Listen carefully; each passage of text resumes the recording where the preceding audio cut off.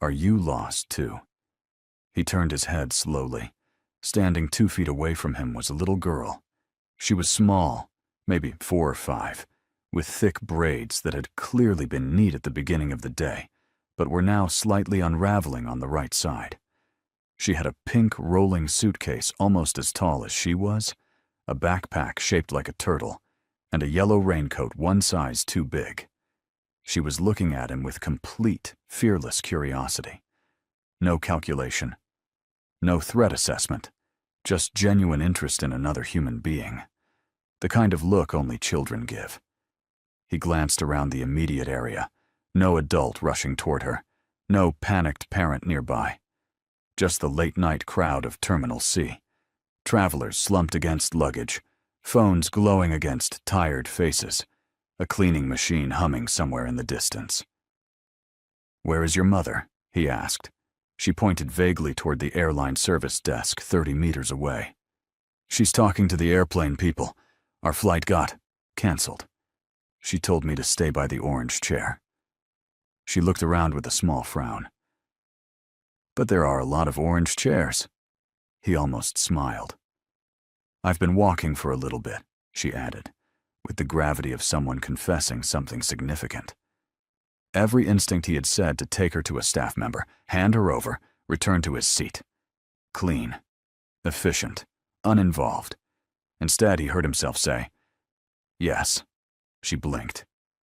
"Yes, what?" "Yes," he said. "I'm lost too." She considered this with the seriousness of a small judge. Then she nodded once and sat down beside him, dragging her enormous suitcase in front of her like a shield. "My name is Lila," she said. "I'm 5. What's your name?" He told her. She tried it. Got it wrong by 1 syllable. Didn't apologize. "That's a hard name," she said, without any cruelty. Just observation. "Yes," he agreed. "My mommy has a hard name too. People always say it wrong." She smiles and lets them. Lila swung her feet, which didn't reach the floor. "Do you smile when people say your name wrong?" "No." "What do you do?" "I correct them." She nodded slowly. "My mommy says that's valid too." He looked at her sideways. "You talk like you're 30. She seemed pleased by this. "My mommy says I came out already knowing things." A silence settled between them, oddly comfortable, the kind that doesn't need to be filled. Then, "Why do you look sad?" He didn't answer immediately. He was not in the habit of answering personal questions. He was barely in the habit of being asked them. "I was waiting for someone," he said finally. "Did they not come?" "No." She thought about this with her whole face, forehead creased, lips pressed together. Then she said quietly, "My mommy says grown-ups get lost in their hearts, not their feet." The words landed somewhere he hadn't expected. He had been sitting in Terminal C for 3 hours. He had come to Chicago following a thread so thin it barely existed. As contact had mentioned a name in passing, said she might be passing through O'Hare tonight. He hadn't told anyone he was coming. He had simply boarded a plane and crossed an ocean. And what that said about him was something he preferred not to examine too closely. She hadn't come through the gate. He had watched every face, every coat, every woman with that particular walk. The kind that looks like someone who always knows exactly where they're going, even when they don't. Nobody. His own flight had departed 40 minutes later. He had not moved. Now he was sitting with the wreckage of that choice, and a cold cup of black coffee, and a 5-year-old who had just said the most accurate thing anyone had said to him in years. "Maybe she got lost too," Lila added, still watching a luggage cart roll past in the distance. He went quiet, not the comfortable kind. "We should find your mother," he said. "Yes." She slid off the seat, grabbed her suitcase handle with both hands. "She's probably doing the face." "What face?"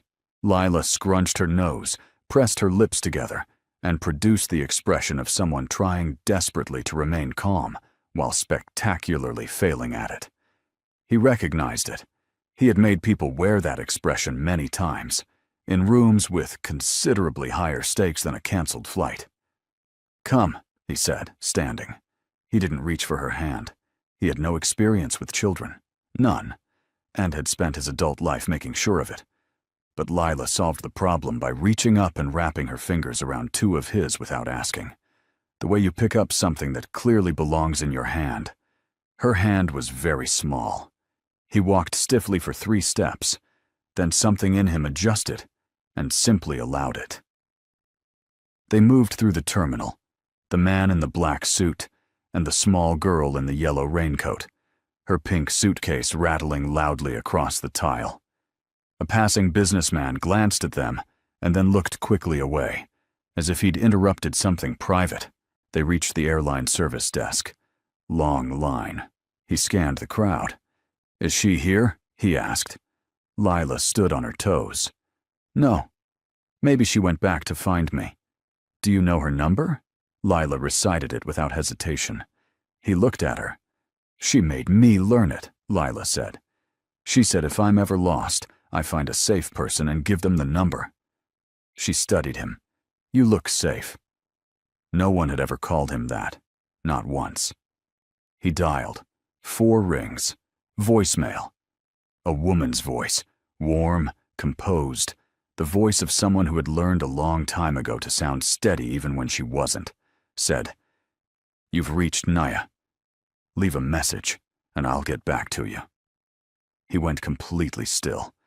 Not because of what she said, because of the voice itself. He had carried that voice in his memory for 6 years. He had told himself he'd probably distorted it, made it something it wasn't, the way grief quietly edits things it's trying to keep alive. But there it was. Exactly as he remembered, he ended the call without leaving a message.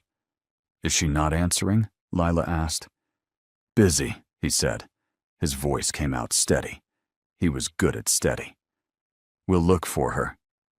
"Okay," Lila said, with the total trust of someone who has made a decision and sees no reason to revisit it.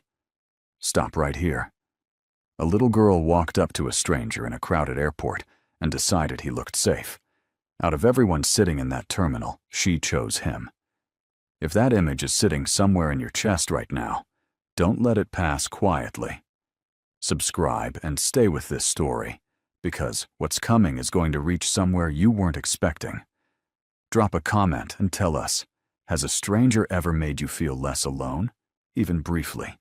Even in the most unlikely place. The people who know what that feels like are exactly who this channel was built for. They checked the gate areas, the family restrooms, the small cafe still open at the far end of the concourse, where a tired barista was wiping the counter with the slow movements of someone counting down the last minutes of their shift. No one. Lila had not panicked. She walked beside him with the careful composure of a child who had decided that worrying was not useful, though he could see she was gripping her suitcase handle tighter than before. "Tell me about your mother," he said, partly to distract her. Only partly. Lila considered where to begin. "She works very hard. She goes on lots of planes. She says it's for her job. But I think she also just likes looking at clouds." She dragged her suitcase over a seam in the floor. "She makes really good tea. She's teaching me Swahili. And she laughs really loud when something is funny. Not a polite laugh. A real one." "Do you laugh like that?" she asked. "No. My mommy says real laughing is brave." She looked up at him. "Maybe you just need more things to laugh at." He didn't answer. But something in him moved, like a door opening a crack in a room that had been sealed for a long time. "What does she look like?" he asked. He kept his voice entirely neutral. "She's tall, dark skin. Her eyes are really pretty. Her hair is big and soft," Lila thought. "And she always smells like orange soap. Not fake orange, like real ones." He slowed almost imperceptibly. Something moved through him that he didn't examine. "She sounds like someone worth knowing," he said quietly. "She's the best person," Lila said without hesitation. She also makes jollof rice that makes your eyes close when you eat it. She glanced at him. Do you like jollof rice? I've never had it. Lila stopped walking and looked at him with the full weight of 5.5 years of accumulated life experience. That's sad, she said. He almost laughed. Not quite. But the closest he had come in a long time. They found the food court near the central hub, still partially lit. A few travelers scattered at tables. He steered them to a seat with clear sight lines to 2 different walkways, and sat with his back to the wall, out of a habit so old he no longer noticed he was doing it. Lila climbed into the seat across from him and propped her chin in both hands. You look like you're thinking very hard, she observed. I am. About finding my mommy? He said nothing. She accepted his silence with the equanimity of someone who has spent 5 years learning that adults don't always answer, and that this is their problem, not yours. Are you hungry? He asked. A little bit. What do you want? She thought about it with appropriate gravity. Hot chocolate, and something with cheese. He returned from the kiosk with hot chocolate, a cheese pretzel, and a bottle of water. Because he had no idea what children were supposed to drink, and water seemed like the safest guess. Lila wrapped both hands around the cup and took one small, careful sip. Good, she announced. She ate her pretzel in pieces, tearing each section with great precision. He watched the walkways. Do you have kids? She asked. No. Do you want them? I haven't thought about it. She found this answer insufficient. Why not? I didn't have time. My mommy didn't have time either, she said. But then she had me. A pause. She says I was a surprise, but not the scary kind, the good kind. He looked at her carefully. How old are you? He asked. 5. 5 fingers. Patient with the question. 5.5 almost. He was quiet. Outside the terminal windows, the storm had picked up. Rain moved sideways across the glass. Runway lights blurred and shifted in the wet. Do you have a dad? He asked. He kept his voice entirely even. Lila picked at her pretzel. My mommy says my dad is a story she's not ready to tell yet. Silence. She said when I'm older, Lila added. Then she looked up at him. Why are your eyes doing that? Doing what? They got big. Grown-ups' eyes don't usually go big.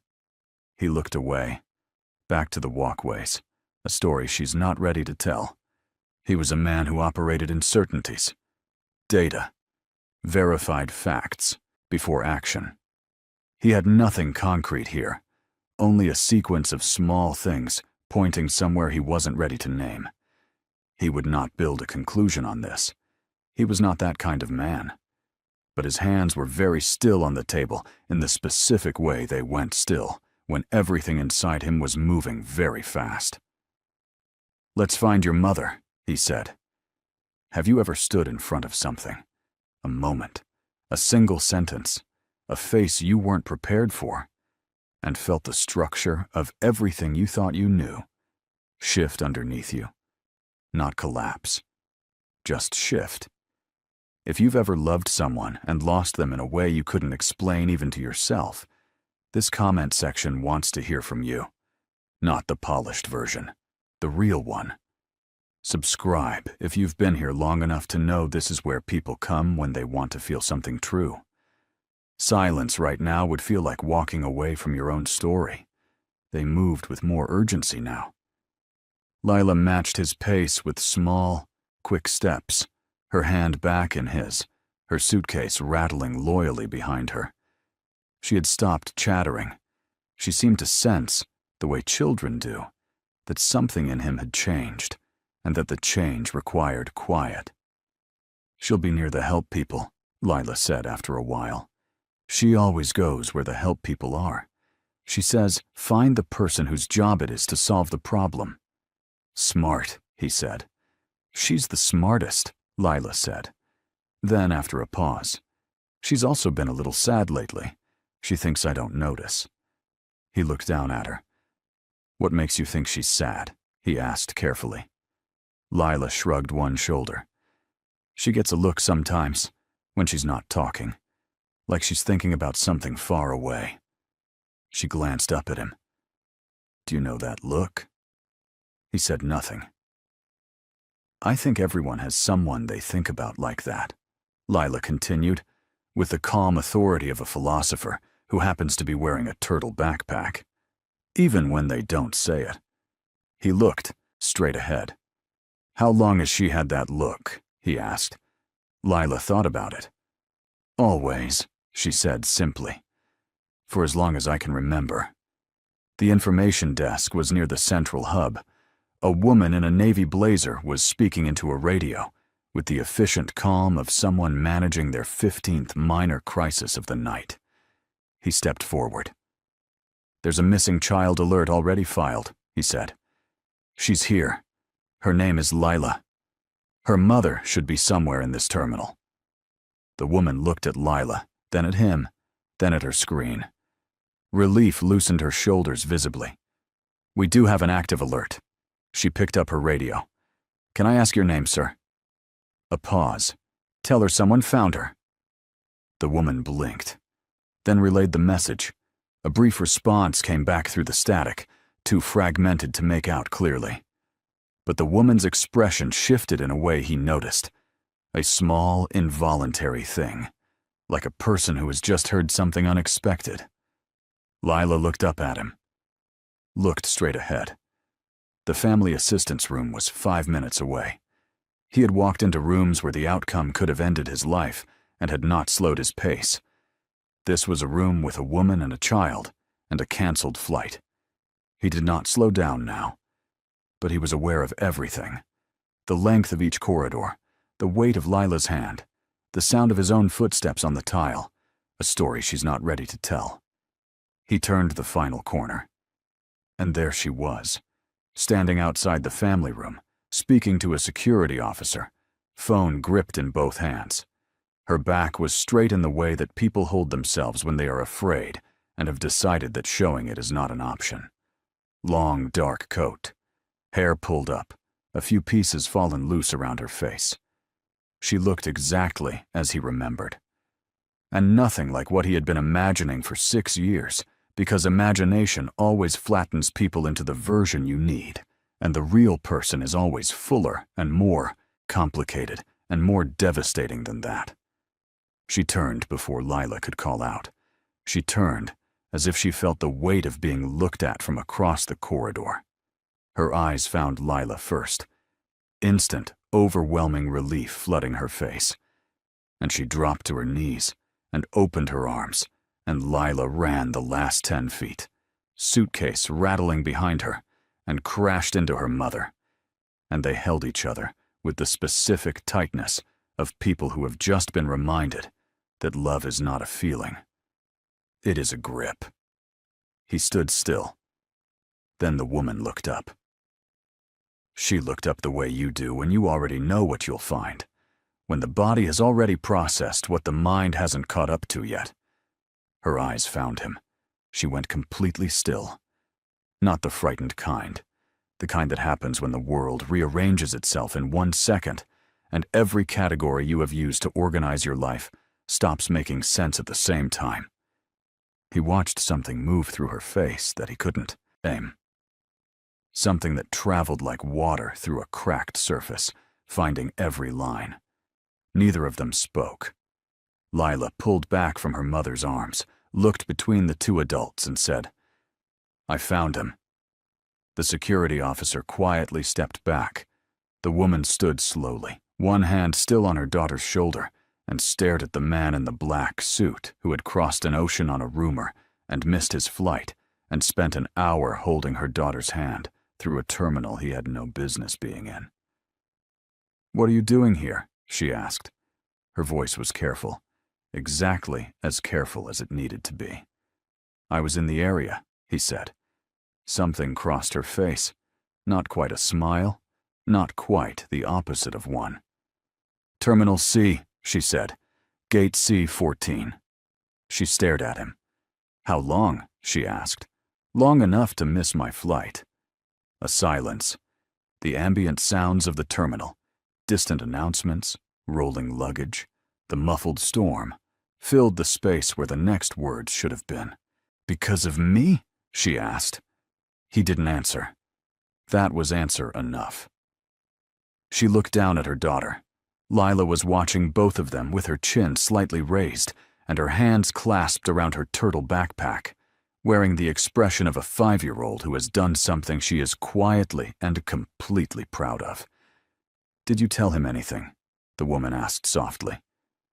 "I told him my name," Lila said. "And I told him you have a look." The woman closed her eyes briefly, opened them. "What look?" "The one," Lila said simply, as if this required no further elaboration from anyone. The woman looked at him again. This time, the careful composure had shifted slightly. Not falling, just no longer sitting perfectly in place, the way a mask shifts when the person wearing it gets tired. "Can we sit down?" she said. "This is the moment where you need to take a side." He crossed an ocean on a rumor, sat in an airport for hours, and missed his flight. All for a woman who walked out of his life 6 years ago without a single word. She built an entire life in his absence. And now they're standing 10 feet apart in a midnight terminal with a 5-year-old between them who has already decided how this ends. Who do you think carries more of the weight here? Who had the right to make the choices they made? Drop your position in the comments, because this conversation is going to be something. Subscribe if you believe the most complicated love stories are the ones most worth following. They found seats near the large windows at the far end of the concourse. Outside, the storm pushed rain in sheets across the glass. Runway lights dissolved and reformed in the wet. Somewhere in the dark, a plane was making its slow, patient way through the night, wing lights blinking red and white. Lila sat between them. She had pulled her turtle backpack into her lap and was hugging it against her chest, her eyes moving quietly between the two adults, like someone reading a book. They have been waiting, a long time to reach. The woman was looking at her hands. He was watching the window. "How did you find out I was here?" she asked. "A contact. Someone mentioned your name. And you came." "Yes," she exhaled. "From Seoul." "Yes." She nodded once, filing it away. "I called your number," he said, "when we were looking for you. Lila gave it to me." The woman looked at her daughter. "You gave him my number." "He looked safe," Lila said again, with total unshakable confidence. The woman looked back at him, and something in her expression broke at the edges. "She's right," she said quietly. "You are. You always were. That was never the problem." "Then what was?" he said. Not a question. The quiet, final kind of statement that expects an answer. She looked at Lila. "Baby," she said softly, "can you take your suitcase and sit by that big window and count how many airplane lights you can see?" Lila looked at the window, then at her mother. "Will you still be here?" "I'm not going anywhere," she said. Lila slid off the seat, took her suitcase, walked to the window, pressed her forehead against the glass, and began to count. 1, 2. The woman turned to face him fully. "I left because I found out I was pregnant," she said. He said nothing. I sat with it for 3 days. Tried to think clearly and couldn't. Your world. The risk. Not of you. I knew you. I knew exactly how far you would go to protect something you loved." She paused. "That was exactly what scared me. Not that you'd fail. That you'd succeed. I didn't want her to grow up in the middle of all of it. Even with your protection. Even if it held perfectly." She looked at her hands. "I wanted her to have a life that was hers. Without the weight." He was quiet for a long moment. "You made that choice alone," he said. "Yes." "Without telling me." "Yes." "That wasn't yours to make alone." "I know." Her voice didn't flinch. "I've known that for 5 years. I don't have a defense for it. I made the choice I could make, at the time." She looked at him steadily. And I have carried it every single day since. From the window, Lila's small voice drifted back. 7. 8. I see a big one. Neither of them looked away from each other. She knows about you, the woman said before he could ask. Not everything. Pieces. She knows someone helped me once. Someone who... She stopped. Someone I didn't stop thinking about. She said the last part quietly, like something being admitted after a long time under pressure. He let that sit. What do you want to do? He asked. She looked at him for a long time. I want to stop running from the answer to that question, she said. Then stop, he said. She looked at him the way people look when they want to believe something is as simple as it sounds, and know from experience that it isn't. It's not just us, she said. I know. There are people in your world who would look at her and see a leverage point. I know that too. So how? I'll handle it. He said. That's exactly what I was afraid you'd say. Because it's true. Because you believe it's true, she said. And you've always believed it. That's not the same thing. He looked at her. Has anything happened to you in 6 years? Anyone who found you, who came for you, who made you feel unsafe? She paused. No, she admitted. Because I made sure of it, he said quietly. She stared at him. You were watching, she said. It wasn't entirely a question. I stopped looking for you after 2 years, he said. I didn't stop making sure you were safe. The silence that followed was a different kind than all the others. Not the silence of absence, or accusation, or old pain. The silence of something being understood for the first time.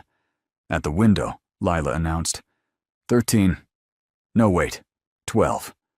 One of them is a car. Neither of them spoke for a moment. Then the woman said, very quietly, Why? He looked at her. You know why, he said. She looked down at her hands again. When she looked back up, her eyes were bright, not tears. Something more restrained than that. The specific brightness of a person who has been holding something for so long, they've forgotten what it feels like to put it down. What happens now? She asked. That depends on what you're willing to do, he said. I live in London, she said. I know. She blinked. Kensington, he said. The building with the green door, 3rd floor. She stared at him. You've known where I was, she said slowly. For 4 years. And you never came. You needed space, he said. I gave it to you.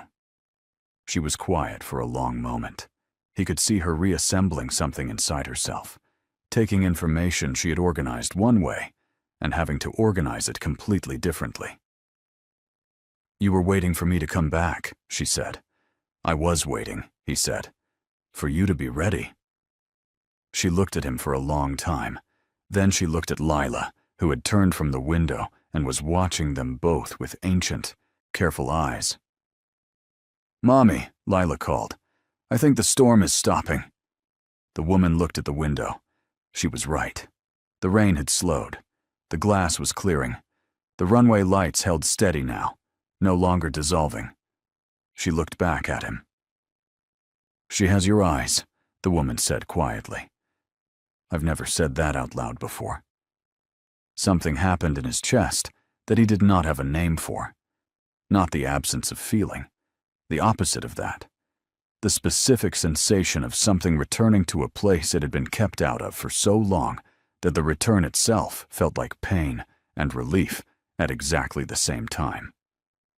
I want to know her, he said. The woman held his gaze. She already knows you, she said. She just didn't have a name for you yet. Lila stood up from the window seat, picked up her backpack and her suitcase, walked back to them, and climbed into the seat between them with the ease of someone who had always planned to be exactly here. She looked at him, then at her mother, then at the narrowed space between the two adults, which was measurably smaller than it had been when she'd left for the window. "Are you still lost?" she asked him. He looked at this child, at the woman beside her, at the rain-cleared glass and the steady runway lights, and the long night that still had hours left in it, and whatever came after the night. "No," he said. Lila nodded once, satisfied, as if the entire evening had proceeded exactly according to a plan she had made in her head when she first walked up to a stranger and asked him a question that had no wrong answer. She leaned sideways against her mother. Her mother put one arm around her, and after a moment, without looking at him, the woman reached across Lila and placed her hand over his on the armrest. Not a gesture, not a statement, just a hand finding another hand in the dark. He turned his palm over and held on. Outside, the storm was gone, the first pale edge of something that wasn't yet dawn, but was the direction of it, sat low on the horizon beyond the runway. Somewhere in the terminal, a flight was being called. A gate was opening.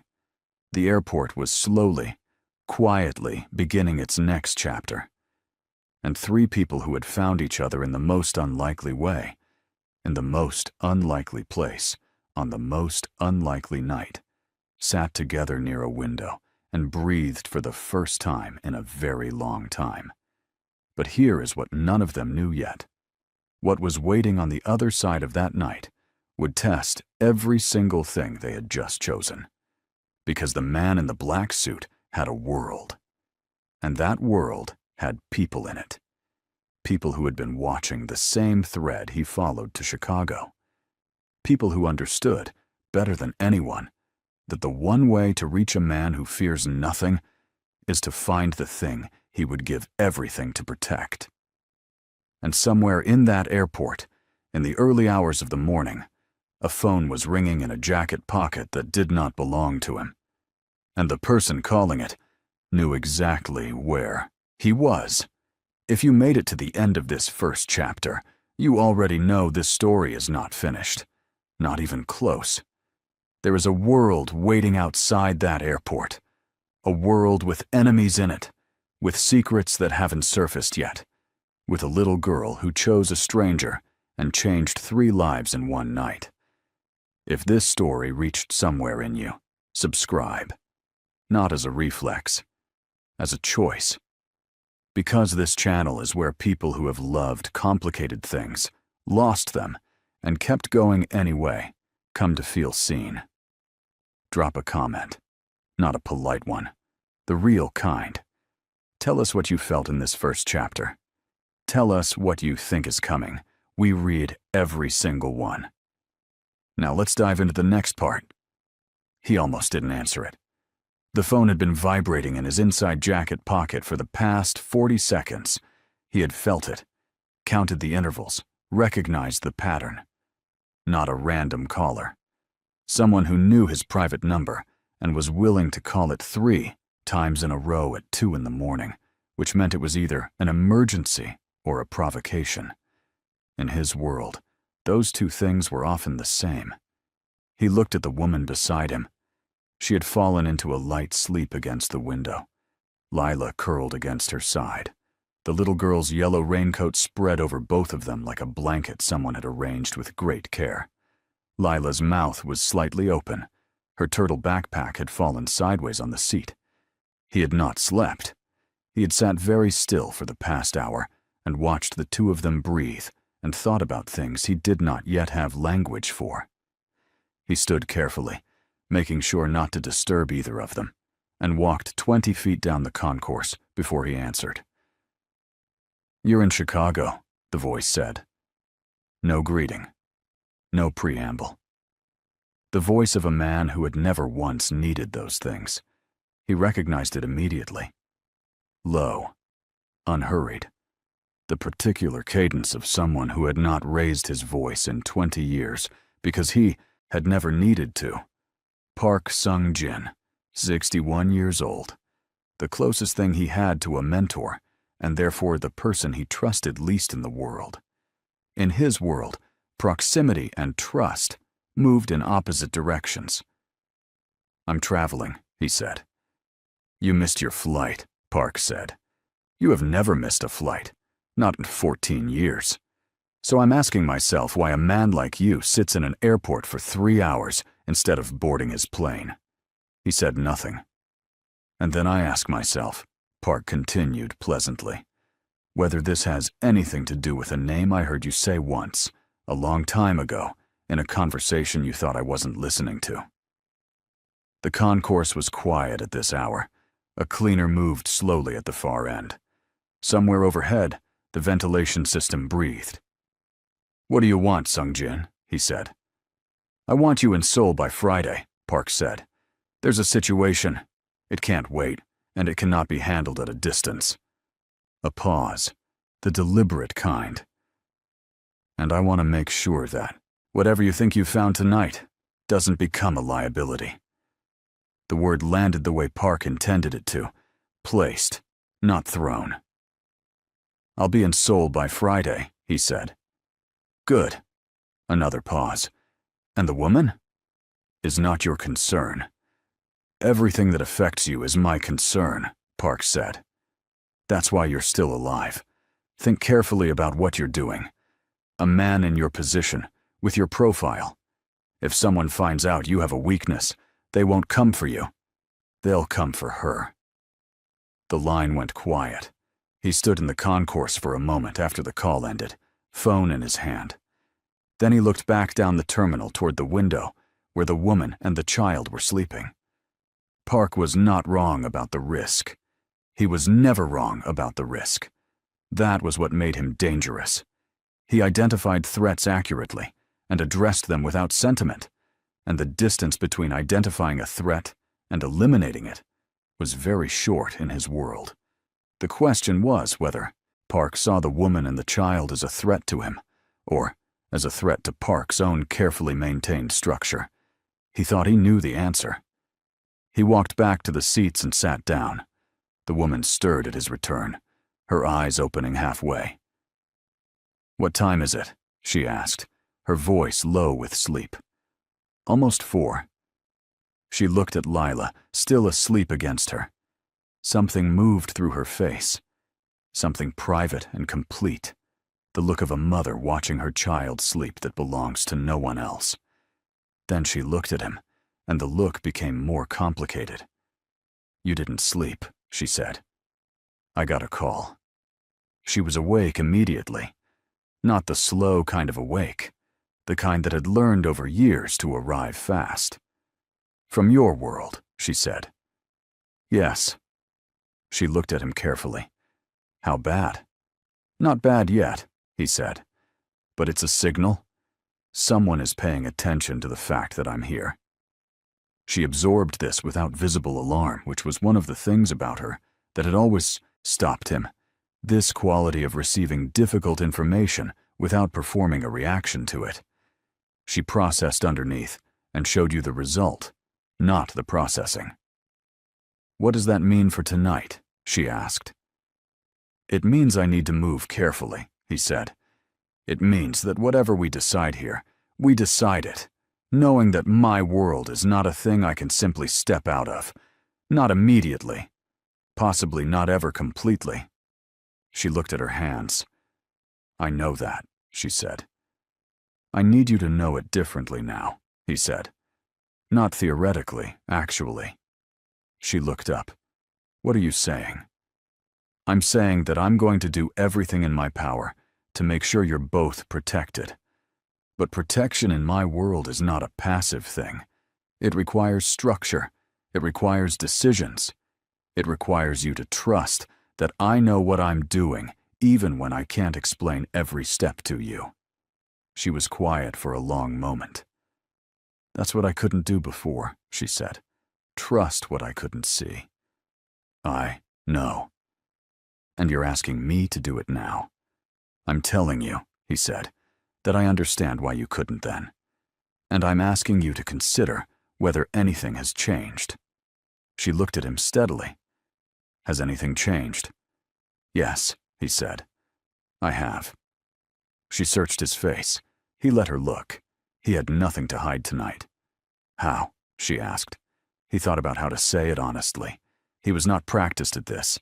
He was practiced at precision, at strategy, at language that did exactly the work required and nothing more. But this required something different. I spent 6 years telling myself I had moved past it, he said. I built things. I worked. I was efficient. I was effective. And none of it, he paused, none of it felt like it was for anything. I didn't understand that until tonight, until a 5-year-old sat down next to me and held my hand, and I couldn't think of a single reason to let go. The woman didn't move. She does that, she said softly. She finds the thing people need, and she just offers it. She's been doing it since she could walk. Where does she get it? He asked. The woman looked at him for a long moment. Her father was the bravest person I ever met, she said, and the loneliest. She got his courage and decided to use it differently. He went very still. Outside the window, the sky had thinned from black to a deep, dark blue. Not dawn yet, the suggestion of it. She's mine, he said. He said it quietly, not as a question, not as an accusation, just as a fact being spoken aloud for the first time. Yes, she said. And you were going to. I don't know what I was going to do, she said, and her voice cracked slightly on it, the first crack of the whole night. I told myself I was protecting her, and I was. I was also protecting myself from having to come back and face what I'd done, and face what I still felt, and face you standing in front of me like... She stopped. Like what? He said. She looked at him. Like someone I never stopped loving, she said, even when I was furious at myself for it. The word sat between them in the quiet of the terminal, enormous and plain. He reached across and took her hand. Not a gesture, not a statement, just a hand finding another hand, the way his daughter had shown him it was done. Without ceremony, without condition, because the person beside you needs to know you are there. She looked down at their joined hands. Then she turned her palm over and held on. Have you ever been so afraid of losing something that you destroyed it yourself, just to control the ending?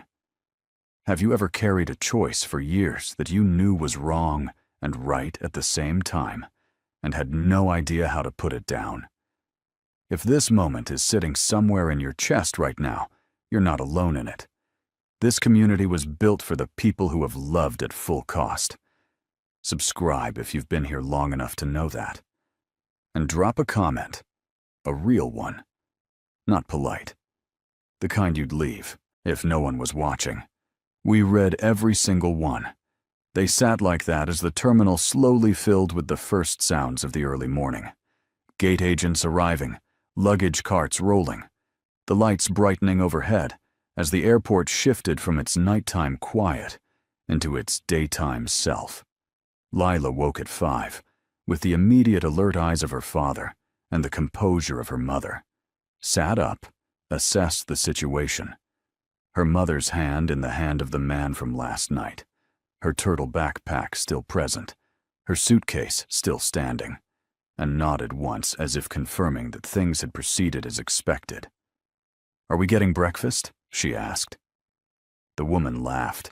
It was the real kind, the loud, unguarded kind, the kind that didn't ask permission, and it moved through the terminal like light through a window, and he felt it land somewhere in the center of his chest and stay there. They found the cafe that had just opened. Lila ordered eggs with the butter on the side with the authority of someone who had been burned before.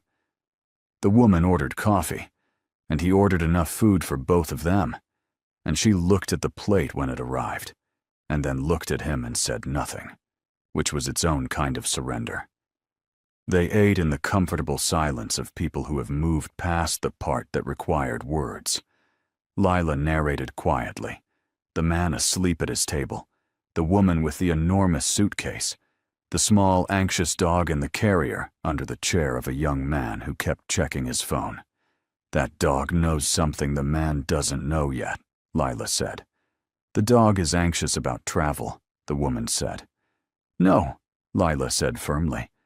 That's a different face. He looked at the dog. The dog looked back with the steady, mournful gaze of an animal who had seen too much. She might be right, he said. The woman pointed her fork at him. You have been here one night. Long enough, he said. She fought the smile. Lost. He watched her lose it and felt something settle in him that had been unsettled for years. After breakfast, they walked back through the terminal, Lila a few steps ahead, narrating to her turtle backpack. He and the woman walked beside each other, close enough that their arms touched occasionally. I have to go back to Seoul, he said. I know. There are things I need to close out, decisions I need to make about how I operate going forward. It won't be immediate. It won't be simple. I'm not asking you to dismantle your life overnight, she said. But there are parts of it that have to change. Yes, she said. There are. I need to know you understand what that process looks like, he said. It's not clean. There will be moments where I have to do things you won't like in order to reach the outcome we both want. She was quiet for a moment. Will you tell me the truth when I ask? Yes. Even when it's difficult? Especially then, he said. She looked at him. That's all I ever needed, she said. Not perfection. Not a different life. Just the truth. I know that now, he said. I didn't know how to give it before. She held his gaze. Neither did I. Ahead of them, Lila had stopped and turned around, supervising their walking distance with visible concern. You're too far apart again, she said. He looked at the woman. The woman looked at him. He held out his arm. She looked at it for exactly 1 second, the second of a person stepping off something they have been standing on for 6 years. And then she put her hand through his, and they walked to the gate together, while Lila watched with quiet, complete satisfaction, and then turned and led the way. At the gate, Lila fell asleep again almost instantly, her head in her mother's lap. The woman stroked her hair without looking at it. She really does have your eyes, she said softly. He looked at the sleeping child, at the face he had not known for 5 years, and could not imagine not knowing now. I want to be there, he said. Not from a distance, actually there, for the things that matter. School pickups, she said. Weekend arguments about butter being on the side. All of it, he said. She looked at him. You understand what that means, what it looks like from the outside. People will find out. Let them find out, he said. Your people. My people will understand that she is protected, he said. Not a vulnerability, not a leverage point. Protected. Anyone who thinks otherwise will be corrected. She heard the weight in the word corrected, and did not flinch from it. And Park? She asked. He looked at her. You heard the name? I was half asleep, she said. Not fully. He almost smiled. Park is a problem I will handle before I arrive in London. She looked at him carefully. Handle how? Carefully, he said. And permanently. She was quiet. Then, promise me it won't come to our door. It won't come to your door, he said. I will make sure of it before I step onto that plane. She studied him for a long moment. Then she nodded once. The nod of someone who has decided to believe something, not because they have proof, but because they have chosen to. When will you come? She asked. 2 weeks, he said. Maybe less. Lila will ask every day. Tell her 2 weeks, he said. I'll try to make it less. She looked at him. Don't try. Do it. She counts things. She'll hold you to it. Good, he said. She looked surprised by that. I need someone to hold me to things, he said. I've spent 20 years with no one to answer to. She held his gaze. How has that been? Efficient, he said, and completely empty. The gate agent called the London flight. The woman woke Lila with the quiet, practiced motion of someone who had done it thousands of times. And Lila came back to herself in the way she always did. Immediately, completely, with zero transition. She found her backpack, checked her suitcase, stood up. Then she looked at him. Are you coming? She asked. Not on this one, he said. She looked at him steadily. But you're coming. Yes. To London. To London. She thought about this for a moment.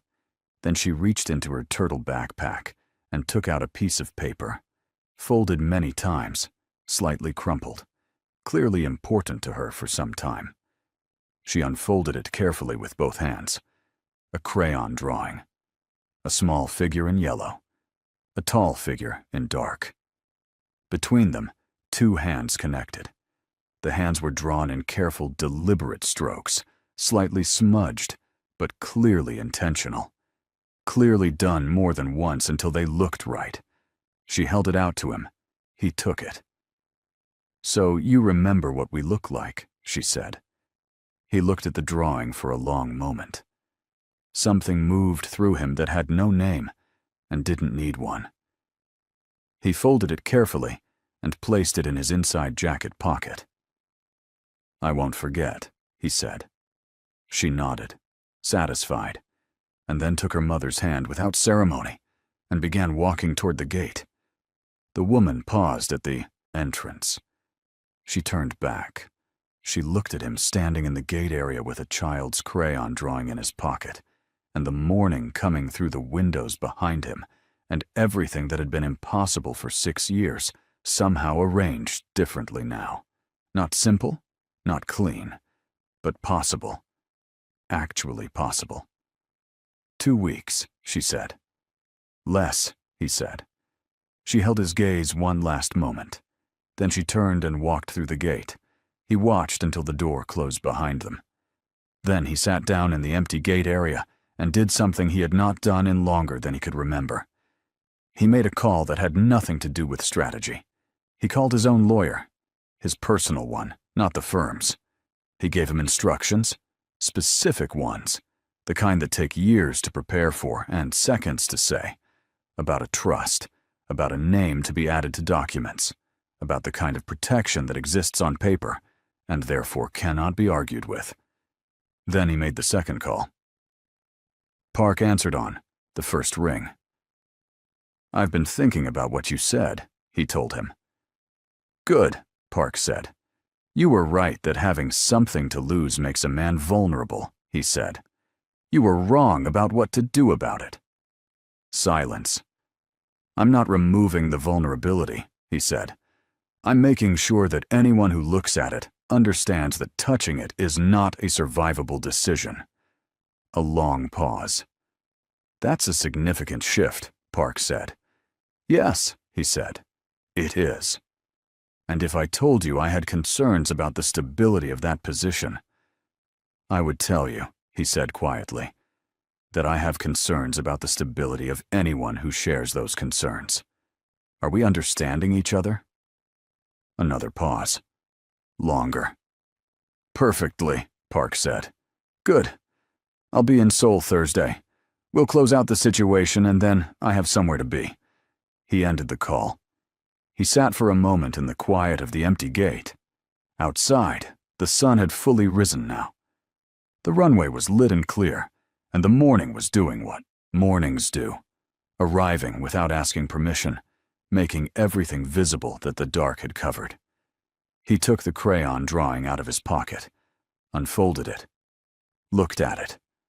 A small figure in yellow, a tall figure in dark, 2 hands holding each other in the middle, done in the careful, deliberate strokes of a 5-year-old who had decided what the picture should look like and had not stopped until it was right. She had made this before tonight, before she walked up to a stranger in a terminal and asked him if he was lost. She had already drawn the ending, He folded it back carefully and put it away. Then he picked up his phone and rebooked his flight. Not Seoul direct. Seoul, then London. 10 days, not 2 weeks. He had things to close, a world to restructure from the inside, decisions that would take time and care, and the specific kind of precision that meant no loose ends, no exposure, nothing that could follow him through the door he was about to walk through. But the door existed now. It had a green frame and a third-floor flat, and a little girl who counted things and held people's hands without asking, and had drawn a picture of an ending she believed in before she had any reason to. He stood up. He walked through the terminal in the full morning light, past the cafe where they had eaten breakfast, past the gate where they had slept, past the spot in Terminal C where a small girl had rolled a pink suitcase up to a man in a black suit and asked him the question that had rearranged his entire life in the space of a single night. He did not look like a man who was lost.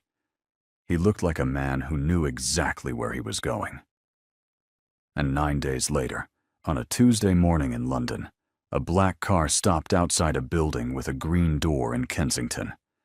A man in a dark coat stepped out, carrying nothing except a small package and a crayon drawing folded in his inside pocket. He pressed the buzzer for the third floor. A few seconds passed. Then a voice, small, immediate, completely unsurprised, came through the speaker. "I knew it would be less than 2 weeks," Lila said. He stood at the green door. "You counted," he said. "Every day," she said. The door buzzed open. He went in, and upstairs, on the third floor, a woman stood in the hallway, with her arms folded and her eyes bright and her hair loose around her face. And beside her, a small girl in a yellow cardigan was bouncing slightly on her heels with the contained excitement of someone who has been waiting for something they were certain was coming. He stopped in the doorway. He looked at the woman. She looked at him. "You're early," she said. "I told you I'd try," he said. "You said less than 2 weeks." 9 days, he said. She held his gaze. Then her mouth curved. Slow. Real. The kind that started in the eyes first. 9 days, she said. Lila reached up and took his hand. He looked down at her. She looked up at him with those eyes, his eyes in her face clear and direct and entirely certain. "Come in," she said. "I'll show you my room." He stepped through the door. The woman closed it behind him. And outside, London carried on with its Tuesday morning. The traffic and the gray sky and the particular light of an autumn day that cannot decide between clouds and sun, entirely unaware that inside a third-floor flat with a green door, 3 people were beginning something that had been a long time coming. Not perfect, not simple, but real and chosen. Fully, finally, chosen. If you stayed until the end of this story, then you know that it was never really about an airport. It was about the things we abandon out of fear and spend years grieving quietly. About the children who see through every wall we build. About the love that survives our worst decisions and waits, not because it has no other choice, but because it knows something we haven't admitted yet. If this story reached something in you, subscribe. Not as a reflex, as a recognition. This channel is for people who understand that the most important arrivals are always the ones we almost didn't allow. Leave a comment and tell us what this story gave you. Tell us what it reminded you of. Tell us what you would have done differently. This community reads every word. And we will see you in the next story. The moment she stopped apologizing for her size was the moment her whole world tore open. Not slowly, all at once, like a sky splitting in two. And the man who thought he could use her body as a weapon against her had no idea that the most dangerous person in that mall was already watching. This story will remind you that healing does not always look gentle. Subscribe so you never miss a story that changes the way you see love. So fat a girl. Those words did not come out as a whisper, and they did not come out as a joke. They came out of Darren Cortez's mouth the way venom comes out of a snake, like it had been sitting there a long time, waiting. His hand was around her neck, not squeezing hard enough to leave a mark he couldn't explain, just enough to remind her that he still believed he owned her. Selena Morgan did not scream. She had learned in 4 years of marriage to this man that screaming only made it worse. So she stood there in the middle of Galleria Crown Mall, a Saturday afternoon, people everywhere, pop music from a clothing store nearby, and she let him say it again. "Look at you. So fat. You really came out here looking like this?" She was wearing a yellow sundress. She had bought it 2 weeks after she signed the divorce papers. She had stood in that dressing room and cried a little when she saw herself, not because she was ashamed, but because she had forgotten what it felt like to choose something for herself. She was still learning. Darren had spotted her from across the food court. She had been carrying 2 shopping bags and laughing at something her phone showed her, a meme her younger sister had sent. Real laughter, the kind she hadn't done in public in years. He had walked straight toward her like a man on a mission. "You think this is over?" he said, his grip on her neck just barely tightening. "You think you just walk away from me and that's it? You think anyone is going to want—" He stopped. He stopped because someone had taken hold of his wrist, not grabbed it, not yanked it, just held it. With a stillness so complete that Darren's whole body went quiet, the way a room goes quiet before thunder. Darren turned. The man standing there was not tall in the way that makes people notice from across a room. He was tall in the way that makes a room feel smaller. He was Korean, somewhere in his mid-30s, with a face that looked like it had been built for patience and used for something harder. He wore a plain dark shirt and dark trousers, no flashy watch, no sunglasses, nothing that should have made Darren's mouth go dry. But Darren's mouth went dry. "Let go," the man said. Just those 2 words. His English was perfectly clear. Darren laughed, the nervous kind, the kind that's really a question. "Excuse me? Who are?" The man did not repeat himself.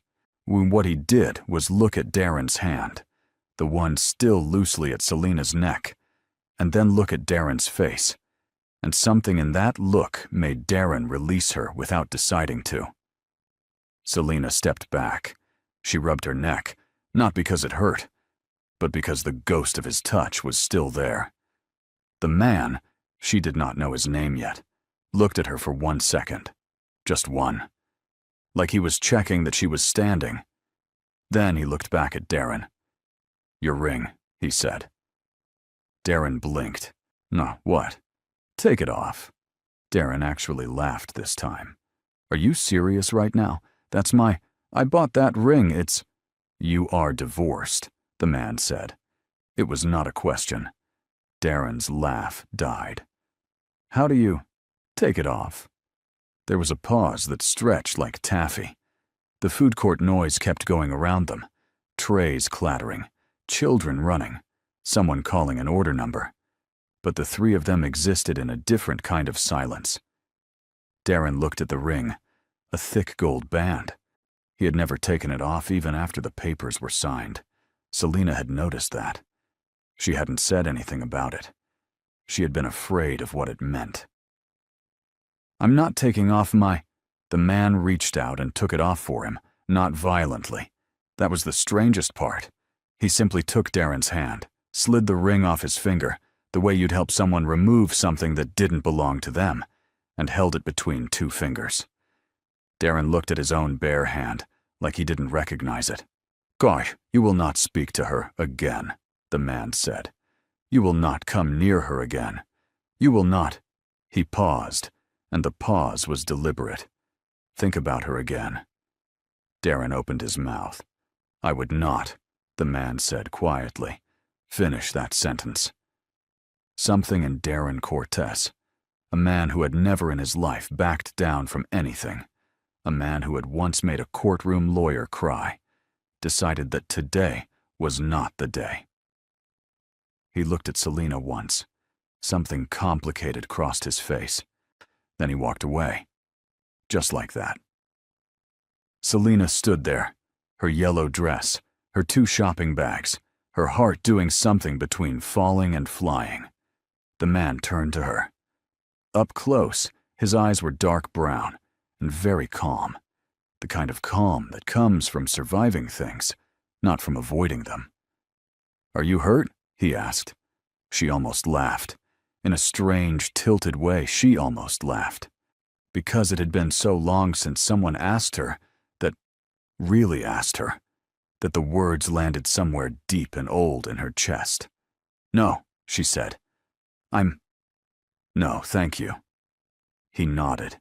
He placed Darren's ring on a nearby empty table like it was trash and turned to leave. "Wait." The word jumped out of her before she decided to say it. He paused. "Who are you?" she asked. He looked at her for a moment. Something moved behind his eyes. Not quite a smile, but related to one. "Why, no one important," he said. And he walked away. She found out 3 days later that she was wrong. His name was Sung-Jin Bai, and he wasn't no one. He was, according to the very pale and very shaking man who showed up at her apartment door on a Tuesday morning. A man who introduced himself as an associate of Mr. Darren Cortez, the head of the Bay organization out of Ulsan. Selena stood in her doorway in her pajamas and her bonnet and said, "I'm sorry. The what organization?"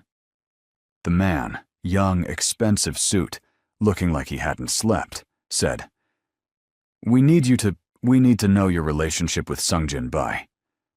"I don't have a relationship with him," she said. "He helped me in a mall 3 days ago. That's it." The man looked at her for a long moment, like he was trying to decide if she was lying or if she was genuinely this uninformed.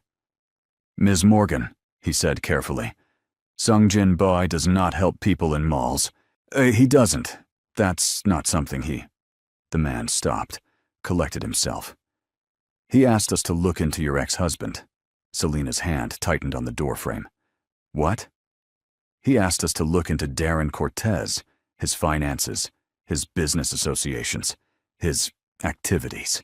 The man swallowed. "We found things." "What things?"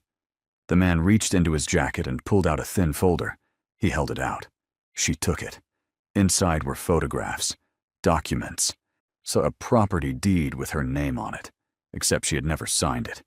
A bank account she didn't know existed, draining money from the joint account they'd had during the marriage, routed somewhere she didn't recognize. She looked up. He was stealing from me? "For approximately 3 years, the man said, before the divorce was finalized." The world tilted, not dramatically, just quietly, the way a picture frame tilts on a wall, and you don't notice until the whole room looks wrong. For 3 years. While she was in that marriage, trying to hold it together, blaming herself for everything that was falling apart. He had been taking from her, quietly, systematically, like she was a resource, not a person. "Why," she said slowly, "is Sung-Jin Bai looking into my ex-husband?" The man in the doorway looked deeply uncomfortable. "That's something you would have to ask him." "Then set up a meeting." The man blinked. "I'm sorry?" "A meeting," she said again, and her voice steadier than she expected. "With Mr. Bai." "Set it up." The restaurant he chose was not fancy. That surprised her. She had built a picture in her head of what the headquarters of a man like Sung-Jin Bai would look like. All dark glass and dangerous quiet. Instead, the address he had sent led her to a small Korean restaurant in a strip mall 40 minutes from her apartment. The kind of place with laminated menus and a fish tank by the door. She walked in wearing the same yellow dress, She wasn't sure why. Maybe because it was the dress she'd been wearing when her life changed. Maybe because wearing it again felt like refusing to let that moment belong to Darren. Sungjin Bai was already there, sitting in a corner booth, looking at his phone with the unhurried focus of a man who had nowhere else to be. He looked up when she came in. He stood, which she didn't expect, and gestured to the seat across from him. "You came," he said. "You helped me," she said. I wanted to understand why. They sat. A woman brought tea without being asked. Sungjin Bai looked at her with that same measuring calm from the mall. Not cold, not warm. Somewhere between them, like early morning before the day decides what it's going to be. "Your ex-husband," he said, "has business with a man named Kwang Soo." She didn't know that name. "Kwang Soo," he continued, "owes me a significant debt. For 3 years, he has been hiding money, using a series of shell companies. One of those companies," he paused, "used your name." She felt the bottom drop out of her stomach. "My name. Without your knowledge, your ex-husband introduced Kwang Soo to the arrangement. Darren Cortez has been profiting from it for 3 years, she said. The folder your associate showed me said 3 years. He nodded once. "So," she said, working through it slowly. "When you saw Darren at the mall, I recognized him," Sungjin said. "I'd been looking for a connection to Kwang Soo for some time. I did not expect to find one in a food court." A pause. "I certainly did not expect to find him with his hand on someone's neck." Something shifted in his expression when he said that. Something brief and controlled, like a flame behind glass. "The ring," she said. "Why the ring specifically?" He looked at his tea. "A man who keeps wearing a ring after a divorce is a man who has not accepted that the marriage is over. That is a man who will keep showing up. Keep reminding." He looked up. "I have seen what that kind of man does." The way he said it, quiet and certain, and carrying something unspoken, made her not ask the follow-up question she had ready. Instead, she said, "What do you want from me?" "Nothing. Mr. Bai." "Sungjin," he said, "and I mean it. I want nothing from you. The documents in that folder belong to you. The property deed can be contested. I have already had my legal team review it. You have a strong case." She stared at him. "Why are you doing this?" He didn't answer right away. He picked up his tea and held it without drinking. "Because it was the right thing to do," he said finally. It was such a simple answer. So simple it almost didn't fit in the conversation they were having. She looked at this man, this apparently very dangerous man, who had walked into her crisis like it was nothing, taken a ring off her ex-husband's finger without raising his voice, and now sat across from her in a strip mall restaurant, offering her legal help and calling it nothing. "I don't trust people easily," she said. "You shouldn't," he said. "I especially don't trust people who say they want nothing." The corner of his mouth moved. Not quite a smile, but something. "That is also reasonable." She wrapped both hands around her tea. "Tell me about Kwang Soo." He told her. Not everything. She could tell he was choosing what to share, drawing lines she couldn't see. But what he told her was enough to understand the shape of the danger she hadn't known she was standing in the middle of. Kwang Soo had been using her name, her signature, forged, on documents that connected her, on paper, to 3 businesses. One of those businesses had been investigated twice by federal authorities. If anyone had pulled that thread before Sung Jin's team got to it, Selena Morgan would have been the name at the center of it. She sat with that for a moment. "How close was it?" she asked. 2 weeks, he said. "There was an inquiry starting. My team intercepted it." "Intercepted it how?" He looked at her steadily. "You don't want the details?" "I do, actually." "No," he said. gently but final. You want to know if you're safe. The answer is yes. The inquiry has been redirected. Your name has been removed from every document. It will look, to anyone who checks, like you were never involved. She should have felt relieved. She did feel relieved. But underneath it was something else. A slow, climbing anger at the fact that this had been happening to her without her knowing. That while she was rebuilding her life, fighting to trust herself again, learning to wear yellow dresses and laugh at memes, someone had been using her name to do things that could have destroyed everything. "I want to meet Kwang-soo," she said. Sung-jin set down his tea. "No. He used my name. I know. He and Darren together. I know." His voice was still calm, but there was something underneath it now, something careful. "And it will be handled. But you meeting Kwang-soo, that is not something I will arrange." "Why not?" "Because he is not someone you meet," he said. "He is someone you avoid."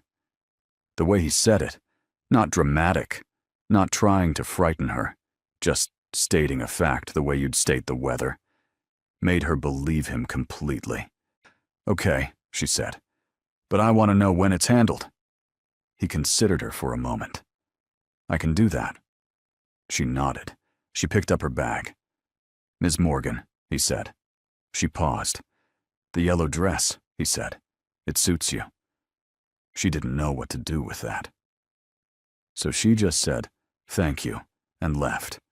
She sat in her car for 4 minutes before she started the engine. You have been reading a story that is only just beginning to turn. Subscribe, because the next part will change everything you think you know about these two. Her sister Natty called that night. Natty was 3 years younger, infinitely louder, and currently living in another state for her graduate program. She had been the first person Selena called after the divorce. She had driven 14 hours to help her pack. "So let me get this straight," Natty said over the phone. "You ran into Darren at the mall. He grabbed your neck. And then a random Korean Mafia man appeared, took his ring off his finger, and now is trying to help you with your legal case." "That's accurate, yes." Silence. "Selena." "I know." "Selena." "I know, Natty. You don't know, because if you knew, you'd be more excited." Girl, this is the most interesting thing that has happened to either of us in years, and you're describing it like you're reading a grocery list." "I don't want to make it into something it isn't," Selena said. "He has reasons for helping me. Business reasons. I'm connected to someone he's after." "Yeah, okay, sure," Natty said, in the voice of someone who did not believe that for 1 second. "He also complimented your dress. He said it suited me. That is a compliment, Selena. That is a man noticing you and choosing to say something kind." A pause. When did Darren last do that? Selena couldn't remember. She lay on her bed, looking at the ceiling, and couldn't remember a single time in 4 years that Darren had told her she looked nice without following it immediately with a but. "I don't know him," she said quietly. "You will," Natty said. "Something tells me you will." Sung-jin's world was not built for gentleness. He had understood that from a young age. Growing up in Ulsan, watching his father run the buy organization the way a surgeon runs an operating room. Precise, some bloodless on the surface, brutal in the details. He had inherited it at 26, when his father had a stroke that left him unable to speak. He had run it for 9 years since then. He was good at it. He was not always proud of it. He thought about that sometimes, in the early mornings before his team arrived, sitting in the small office above the restaurant that his team didn't know he thought of as a refuge. He kept it plain on purpose. No art on the walls. 1 chair. A desk. On a window that looked out at a parking lot. He thought about Selena Morgan more than he expected to. Not in the way his associates would have teased him for. He was careful about that distinction. Careful about keeping his thoughts where they belonged. But she had a quality he rarely encountered. She had been frightened, and she had not run. Most people, when they realize they are connected, even accidentally, to a man like Sung Jin Bai. They disappear. They take the help, and they don't ask questions, and they do not call his office and request meetings. She had requested a meeting. She had sat across from him and said, "I want to know when it's handled with the matter-of-fact steadiness of someone used to handling things herself." He found that interesting. He was still thinking about it 5 days later, when his assistant, Mina, walked in and set a folder on his desk. "Kwang-soo is moving," Mina said. Sung Jin looked up. Moving where?" "He's trying to leave the country. He's booked 3 different flights under 3 different names. He's also," she hesitated, "been in contact with Darren Cortez." Sung Jin went still. "What kind of contact?" "We're not sure yet. But Darren Cortez withdrew a significant amount of cash from an account yesterday. Not his main account. An account we hadn't flagged." Sung Jin leaned back in his chair. In his experience, when a frightened man like Kwang-soo started moving fast and started making calls, it meant one of 2 things. He was running, or he was trying to fix the problem himself. Fixing it himself meant making whoever stood between him and safety disappear. Sung Jin picked up his phone. He called Selena. She picked up on the 2nd ring. It was a Sunday morning, and she was, based on the sound in the background, watching something loud. "Mr. Bae." "Sung Jin," he corrected for the 2nd time. "Right. Sung Jin, is something wrong?" "I need you to not be home for the next few days," he said. A pause. The background noise stopped. She had turned it off. Why? Her voice was different now. Alert. "Kwang-soo is moving. He and Darren Cortez have made contact.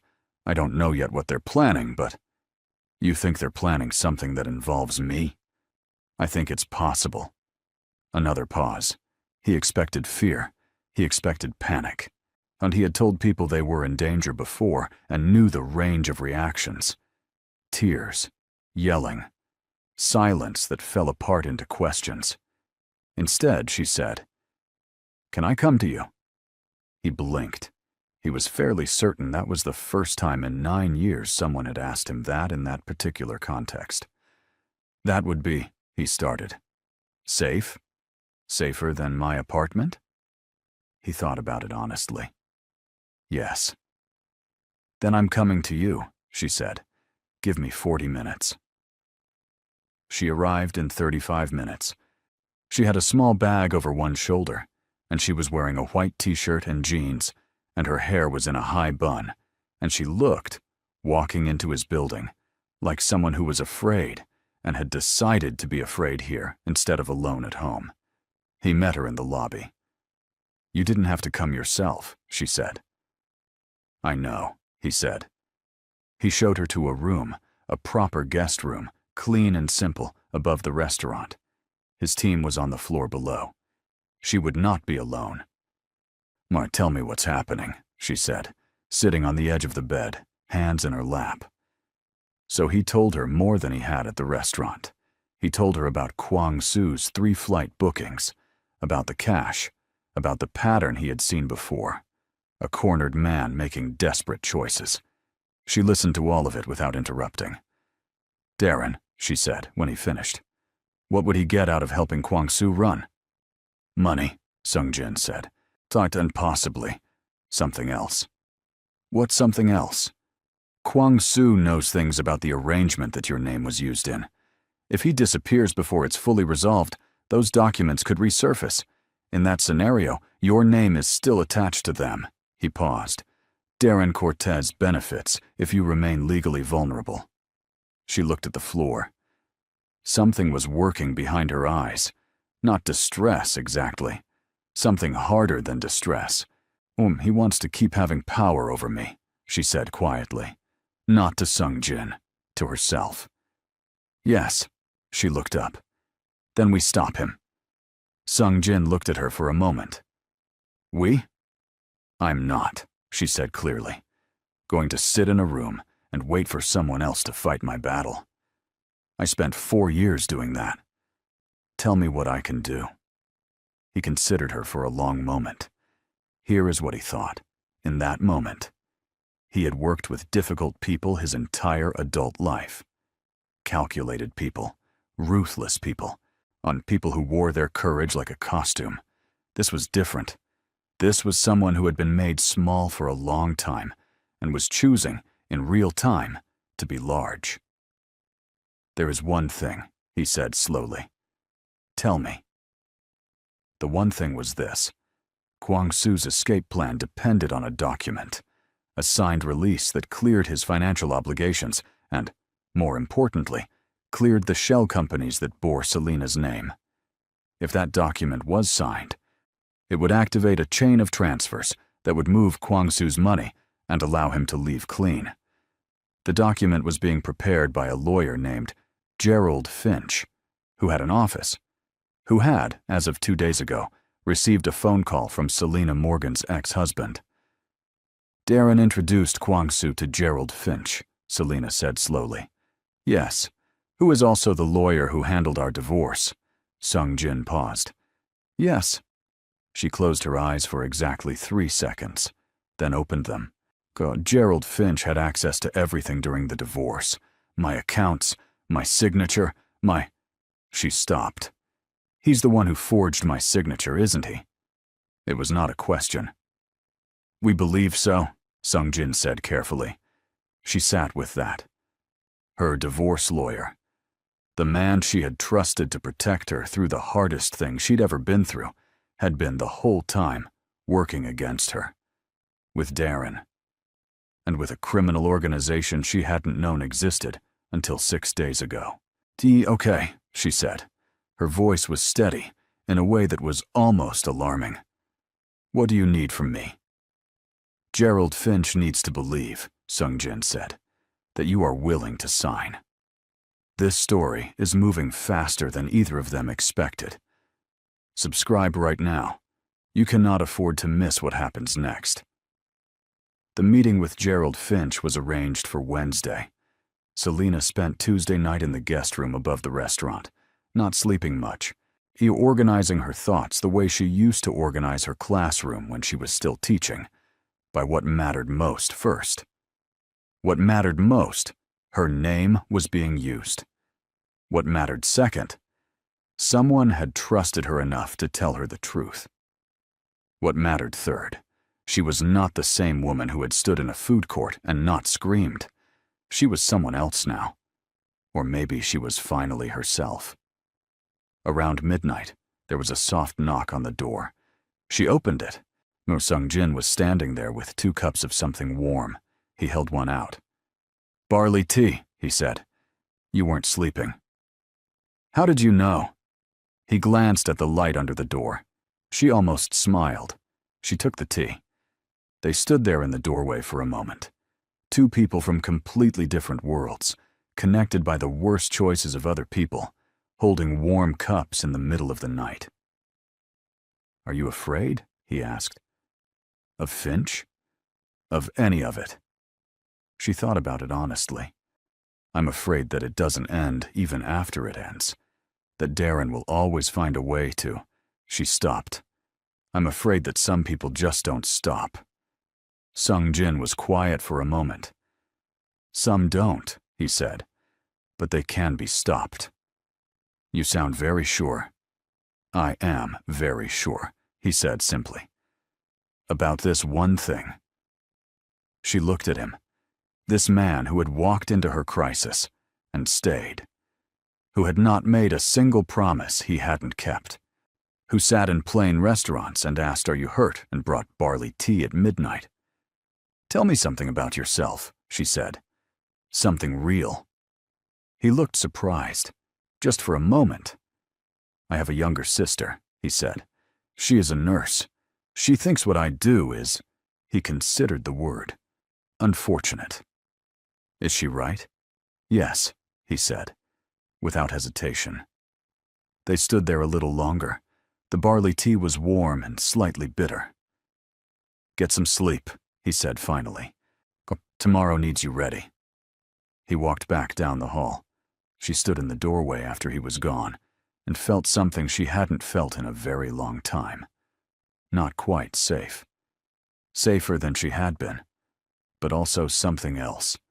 Something that felt less like falling and more like standing on the edge of the rest of her life. Gerald Finch had a voice like someone who had practiced sounding trustworthy. Selena sat across from him in his very normal-looking office. Plaques on the wall, framed diplomas, and a plant that was slightly too healthy to be unattended, and watched him arrange his face into something like professional warmth. "Selena," he said, "it's good to see you. I have to say, when you called about reconsidering the documents, I was surprised," she said. "Relieved," he said smoothly. "I always believed the separation was handled too quickly. Darren is not why I'm here," she said, and Gerald blinked. "I'm here because of the shell companies," she said. "Well, the ones with my signature on them." The warmth on his face didn't exactly disappear. It just shifted, like a light changing color.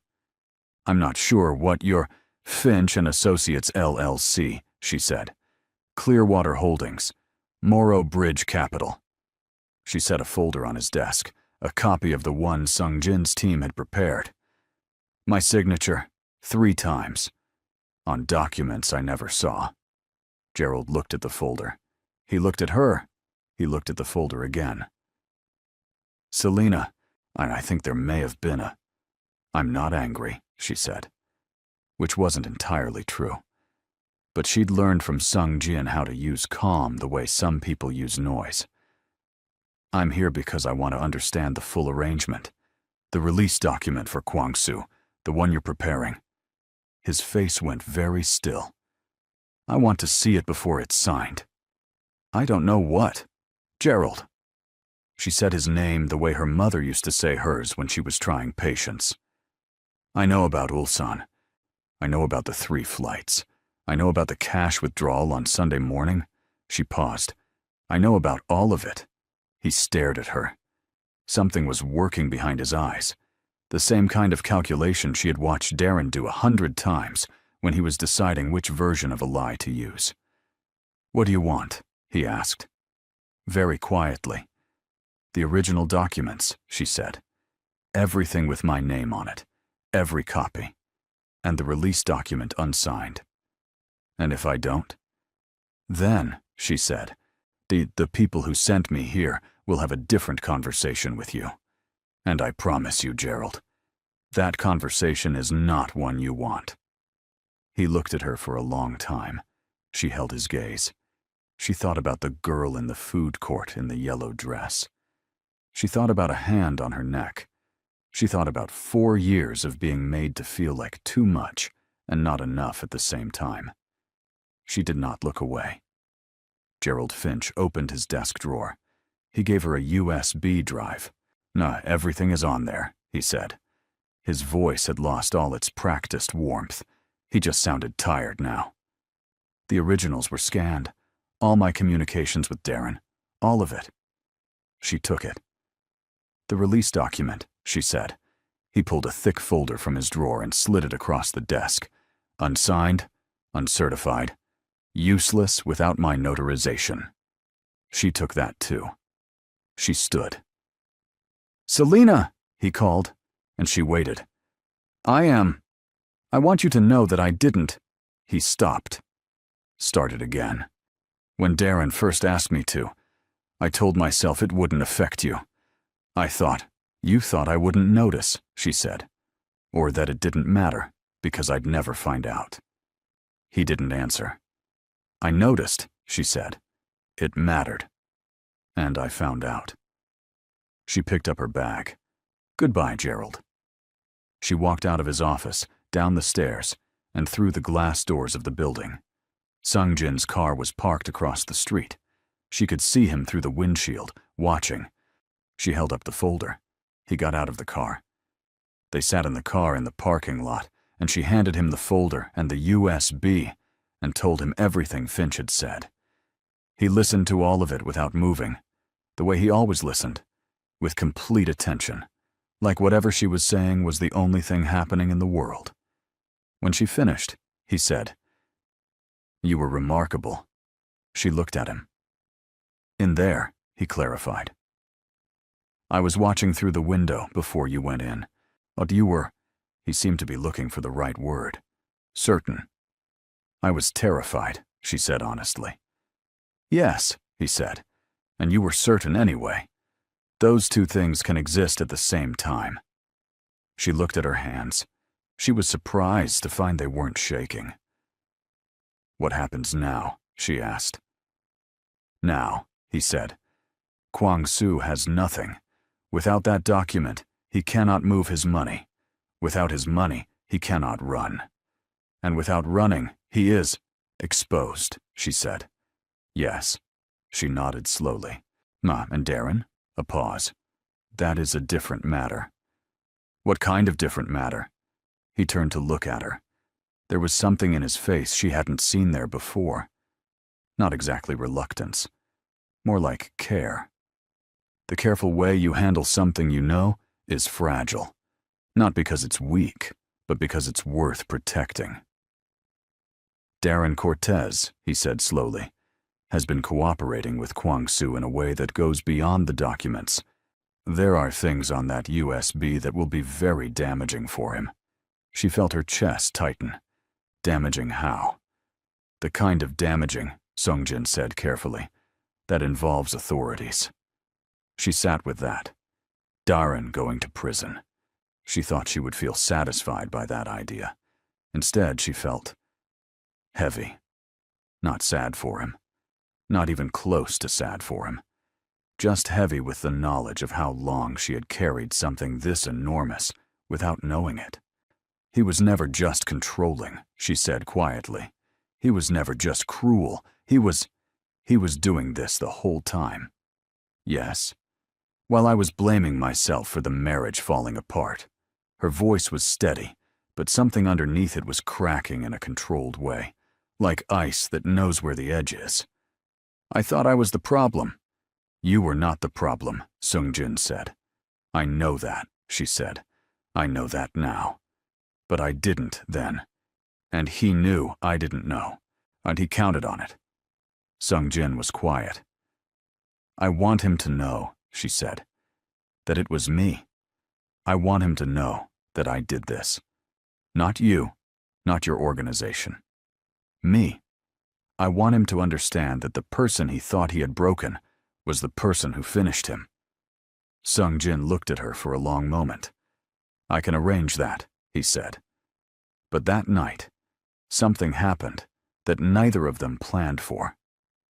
Selena's phone rang at 11:47 p.m., a number she didn't recognize. Not Sungjin, not Nady, saw not anyone in her contacts. She answered. "Hello, Selena." Her blood went cold. It wasn't Darren. It was a voice she had never heard, low, unhurried, with an accent she couldn't quite place. "Who is this?" she asked. "Someone who is very interested," the voice said. "In the folder you took from Gerald Finch today." She gripped the phone. "How do you know about?" "I know about a great many things," the voice said pleasantly, "nigh including the fact that you are currently under the protection of Sungjin Bai.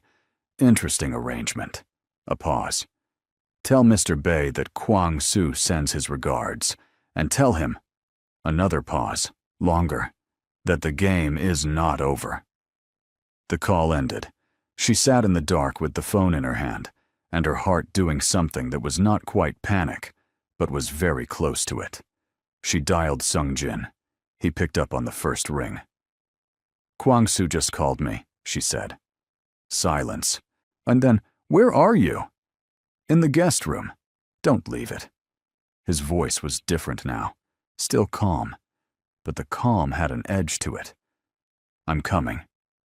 He was at her door in 4 minutes. She opened it and he stepped inside.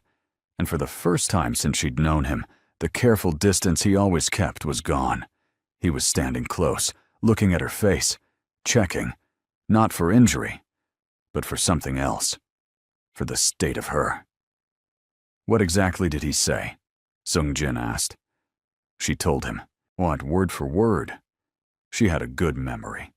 It was something she'd learned to develop in the marriage, because Darren always denied saying things, and she had learned to hold conversations in her mind like recordings. Sung Jin listened. His face stayed controlled, but there was something moving in his jaw. Tension, measured and contained. "He's still in the country," Sung Jin said. "How do you know?" If he had left, he wouldn't be making calls. He'd want silence. He looked at her. "So he's trying to frighten you into returning the folder." "It worked a little," she admitted. "That is understandable," he said. "But I'm not giving it back." "No," he said. "You're not." He sat in the chair by the window. She sat on the edge of the bed. And they stayed like that, the window dark behind him, the city quiet outside. And she thought, this is the strangest thing I have ever been part of, and somehow it feels more real than anything in the last 4 years. "Tell me about your sister," she said. He looked up. "Why?" "Because I need to think about something other than Kwang-soo for 5 minutes, and you mentioned her once." She paused. "What's her name?" Something shifted in his face, softened almost. "Yeonju," he said. "She's a pediatric nurse. She thinks I take too many risks." "Does she know what you do?" "She knows enough," he said. "She does not ask for more than that. She sends me food. I insists I eat enough." A pause that had something fond in it. "She says I look like someone who forgets meals exist." Selena almost smiled. "She sounds smart." "She is the smartest person I know," he said simply. "Do you talk to her often?" "Every Sunday," he said. "Without fail." She thought about Nady, the 14-hour drive, the boxes packed in the rain. "I have a sister like that, Nady. She is very loud about the way she loves you, but she shows up. Every time." "You told her about me," he said. It wasn't exactly a question. "I told her some things." "What did she say?" Selena looked at her hands. "She said she had a feeling I would know you better." The room was quiet. Sung Jin looked at her, really looked at her, the way he sometimes did when he thought she wasn't paying attention. And she was paying attention, and she let him look, and something passed between them that neither of them had names for yet. Get some sleep," he said finally. "I have people watching the building. You are safe." "I know," she said. He stood to leave. "Sung Jin." He paused at the door. "Thank you," she said. "Not for the legal stuff, not for the protection, just for treating me like I was worth protecting from the beginning, before you had any reason to." He stood there for a moment. Something moved across his face, complicated and brief, like weather. "You are very easy to want to protect," he said quietly. "Dear, that is not a compliment to your weakness. It is a statement about your worth." He closed the door softly behind him. She sat in the dark for a long time. At 3 a.m., Mina knocked on Sung Jin's office door. "We found him," she said. Kwang-soo had been traced to a hotel 18 miles from the city. He had checked in under a third name they hadn't flagged, a name that appeared on a forged identity document they'd had no record of until Finch's USB produced it 20 minutes ago. "He's in room 412, Mina said. "He's not alone. He has 2 men with him." Sung Jin looked at the photo on Mina's tablet. Kwang-soo was a small man, with a neat haircut and very tired eyes, which surprised Selena when Sung Jin showed her, because she had built the voice on the phone into something more frightening than tired eyes. "What's the plan?" she asked. She had come into the office when the knock happened. Old habit, always wanting to know. "We don't confront him directly," Sung Jin said. "The USB gives us everything we need to deliver to the relevant authorities. We let the system that almost used my name to put me in federal trouble," she said. A pause. "I want to be there," she said. "When the authorities are called. I want to give the statement myself. I want my voice on record. Sung Jin looked at her. "This ends with me in it," she said. "Not behind it. Not protected behind you. In it. Do you understand?" He was quiet for a long moment. "Yes," he said. I understand." The morning came gray and fast. At 7:04 a.m., 2 federal agents arrived at room 412 of the hotel. The call had come from the law offices of a Ms. Selena Morgan, represented by a legal team that had, overnight, assembled a case document running 247 pages, including forged signature evidence, financial records, and a full accounting of the shell company arrangement. Kwang-soo opened his hotel room door in a bathrobe and found 2 agents, a case document, one standing slightly to the side, watching, a woman in a yellow dress. He recognized her from the documents. He had only ever known her as a name on paper. She looked at him the way someone looks at something they are done being afraid of. "My name is Selena Morgan," she said. "You used it without my permission. I want you to know who it belongs to." Kwang-soo looked at her, at the agents, at the document. He sat down on the hotel bed and put his head in his hands. Darren Cortez was arrested at 9:15 a.m. at his apartment. He came to the door in a suit, which Selena thought was strange, until she realized he had probably been awake all night waiting.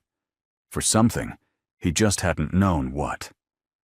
When he saw the agents, he looked past them, all the way to the car parked at the curb, where Selena sat in the passenger seat watching. Their eyes met. She didn't wave. She didn't smile. She just looked at him with the same steadiness that had learned to live in her bones over the past 8 days. And she let him see, really see, that she was the one who had done this. The recognition on his face was not anger, exactly. It was something older and uglier than anger. It was the expression of a man who had built his power on someone's smallness, and was watching that smallness become architecture he couldn't enter. The agents moved between them, and Selena looked away first, but not because she had to, because she was done, because she had nothing left to prove to that face, and the car smelled like Sung Jin's barley tea from that morning, and the sun was coming through the window, warm and ordinary, and she was remarkably okay. This story is not over. The most unexpected turn is still coming in the final event. Subscribe right now. The next chapter of Selena and Sung Jin's story will arrive, and you do not want to be the person who missed it. 6 weeks later, Selena went back to work. She was a curriculum designer now. She had left teaching 2 years ago during the marriage because Darren had made it difficult to maintain a schedule that didn't center around him. She had gone back to it after the divorce and found, to her deep relief, that she still loved it, and still loved the work of building structures that helped people learn. She was in her home office on a Tuesday afternoon, headphones on, when her doorbell rang. She opened the door. Sung Jin was standing there. He was holding a container of food. Not restaurant food. Something that smelled like it had been made in an actual kitchen. He looked, for the first time since she'd known him, slightly uncertain. "Hyunju sent this," he said. "She heard about you. She wanted you to have her doenjang jjigae." Selena stared at him. "Your sister sent me food." "She sends food to everyone she considers important." He paused. "I may have mentioned you. You told your sister about me. I told her a small amount." "How small?" He looked at the container. "Enough that she made 2 portions." Selena's mouth tried not to smile and lost. She stepped back and held the door open. He came inside. It had been 6 weeks of a strange and a careful thing between them. Phone calls that started as updates about the case and became something else entirely. Text messages that began with logistics and ended with questions about each other's days. A lunch that was supposed to be a debrief and lasted 4 hours. Neither of them had named it. She thought about that. about how they had both lived in worlds where things were named too quickly or not at all, and how they were both, perhaps, learning a different pace. They sat at her kitchen table with the Jie, and Sung-jin told her that Kwang-soo had pleaded guilty and that Gerald Finch was cooperating fully with federal investigators, and that Darren Cortez's trial date had been set for the spring. "I'll have to testify," she said. "Yes. I'm not afraid of that." "I know," he said. She looked at him across her kitchen table. This man who had appeared in her life like weather, sudden and total and completely real, whose sister made him food and called him every Sunday, who kept his office plain on purpose, who had never once, in all the weeks she had known him, tried to make her feel small. "I want to ask you something," she said. "Ask," he said. "When you saw Darren with his hand on my neck, when you walked over, was any part of that about the case, about Kwang-soo?" He looked at her directly. "No." "Then why?" He was quiet for a moment. The kitchen was warm and ordinary, and outside the window, a bird was doing something specific and insistent in a tree. "Because," he said, "I watched someone treat another person like they were nothing. And he paused, "I have spent a long time in a world that does that. That treats people like they are tools or problems or obstacles. And I have been part of that world. I have not always stopped it when I could." He looked at his hands on the table. "That day," he said, "I could stop it. So I did." She looked at him for a long moment, at the careful, guarded, genuinely decent person living inside the complicated life he had inherited. "The ring," she said softly. "Yes."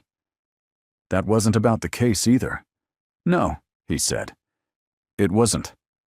She reached across the table and put her hand over his, not dramatically, not with speeches, just her hand, warm and steady on top of his.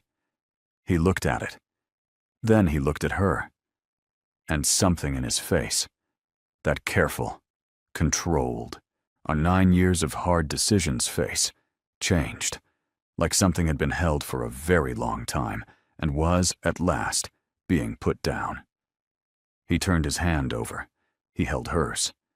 Later, much later, when the jjigae was finished and the afternoon had gone golden long, Natty called. Selena stepped away to answer, walking to the window with the phone. "So?" Natty demanded, before she could even speak. "How are things? He's here," Selena said, low. Silence. He's there?" "His sister sent food." Another silence. Then a sound that was something between a scream and a laugh, muffled, as if Natty had pressed her face into a pillow. "His sister sent food, Selena. Do you know what that means? In basically every culture on Earth, when someone's family starts, Natty. Sending you food, that means Natty."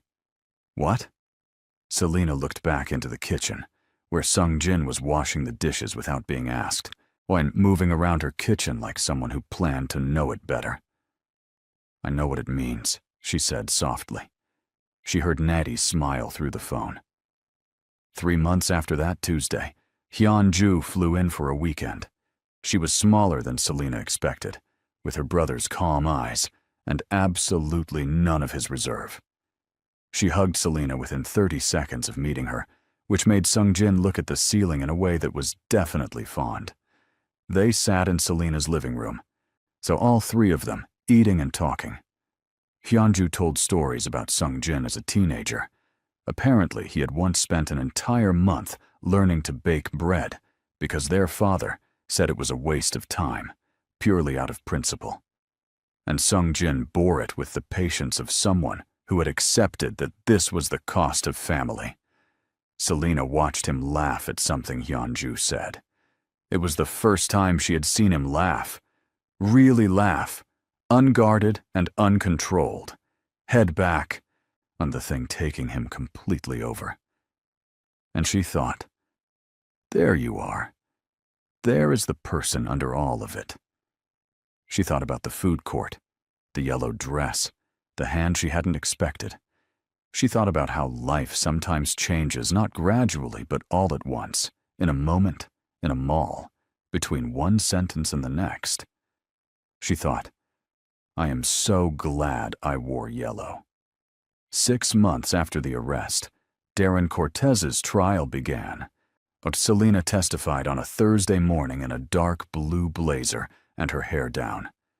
She answered every question clearly and completely. She did not look at Darren, but she was aware of him. The way you're aware of something you used to be afraid of, that no longer has the same teeth. Afterward, outside the courthouse, Sung-jin was waiting. He had not come inside. She had not wanted him to, and he had understood why. This was hers to do alone. So he understood that some things needed to be carried solo for them to fully belong to you. But he was there when she came out. She walked down the steps and stopped in front of him. The sun was doing something specific and warm on the courthouse steps. "How are you?" he asked. "Good," she said. And she meant it. All the way down, not just the surface of it. He looked at her for a moment with all that quiet attention she had come to know so well. "He looked old," she said. "Darren. In there. And he looked like a small, old, tired man." She paused. "I wasted 4 years on a small, tired man." "You did not waste them," Sung-jin said. "You survived them. That is different." She looked at him. "How are you so sure about things?" "I'm not," he said. "About most things. About this one." A pause. "I have data." She laughed. Out loud, in the sun, on the courthouse steps. A real laugh. The kind she'd been learning to have again. He watched her laugh with an expression that was entirely, or completely unguarded. "Sung-jin," she said, when the laugh settled. I'm glad it was you. In the mall. I'm glad it was specifically you." He was quiet for a moment. "So am I," he said. Very simply. The way he said the truest things. She took his hand. In public. On the steps. In the sun. And he held it. And they walked toward the car. And the city went on around them doing what cities do. Indifferent and loud and beautiful. And somewhere across town, in a kitchen, she had made her own. Now on a counter next to a yellow dress hanging on a hook by the door, there was a container. A new one. Arrived that morning by courier from Ulsan, because Hyunju sent food every week now without fail. And it smelled like warmth, and home, and the very particular miracle of beginning again. The first time Sung-jin met Nadi, he did not know he was being interviewed. He thought he was attending a casual dinner at Selena's apartment. The 3 of them. Simple food. Relaxed evening. And what he did not know was that Nadi had flown in 2 days early and had spent those 2 days building a list of questions she fully intended to ask him. He arrived with flowers. Not a large bouquet, nothing theatrical. Just a small bunch of yellow ones he had spotted at a corner store and not been able to walk past. Nadi opened the door before he could knock. She looked at the flowers. She looked at him. She looked at the flowers again. She said, stepping aside to let him in. Selena appeared from the kitchen wiping her hands on a dish towel, saw the flowers, and went very still for exactly 1 second before saying, "You didn't have to." "I know," he said. Nadi was watching all of this with the focused attention of a scientist who had just observed a very interesting reaction in a Petri dish. They ate jollof rice that Selena had been perfecting for a week. She hadn't told him that, but Nadi announced it loudly within the first 5 minutes, earning a look that could have started a small fire. "She made it 3 times, Nadi said cheerfully. "The first time she called me and said it was too salty. The second time she said the tomatoes were wrong. The third, Nadi. She said she thought she finally had it, and I could hear that she was nervous. Nadi. About someone specifically eating it." Sung-jin kept his expression very neutral, and took another spoonful of rice. "It is perfect," he said. This is the third version?" Selena gave up and laughed. "Yes." "Then the first two were necessary," he said. "Nothing worth eating comes right on the first try." Nady pointed her fork at him. "I like him," she said to Selena. "He's a keeper." Selena covered her face with both hands. Natty's interview happened after dinner, when Selena was in the kitchen doing dishes, a thing she did when she needed a moment to herself, and Nady and Sung Jin sat at the table with the remaining cups of tea. Natty looked at him. "You know who I am to her," Natty said. It was not a question. "Her person," Sung Jin said. "The first call she makes. The one who drives 14 hours without being asked." Natty blinked. She had not expected him to say it like that. Like he had learned it the way you learned something important, on purpose.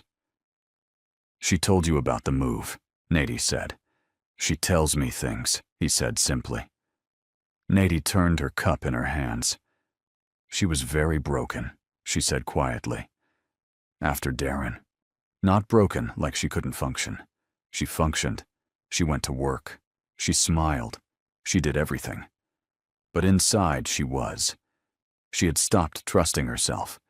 She kept asking me if she was making good decisions, about small things, about what to eat, what to wear, whether it was okay to feel good on a given day."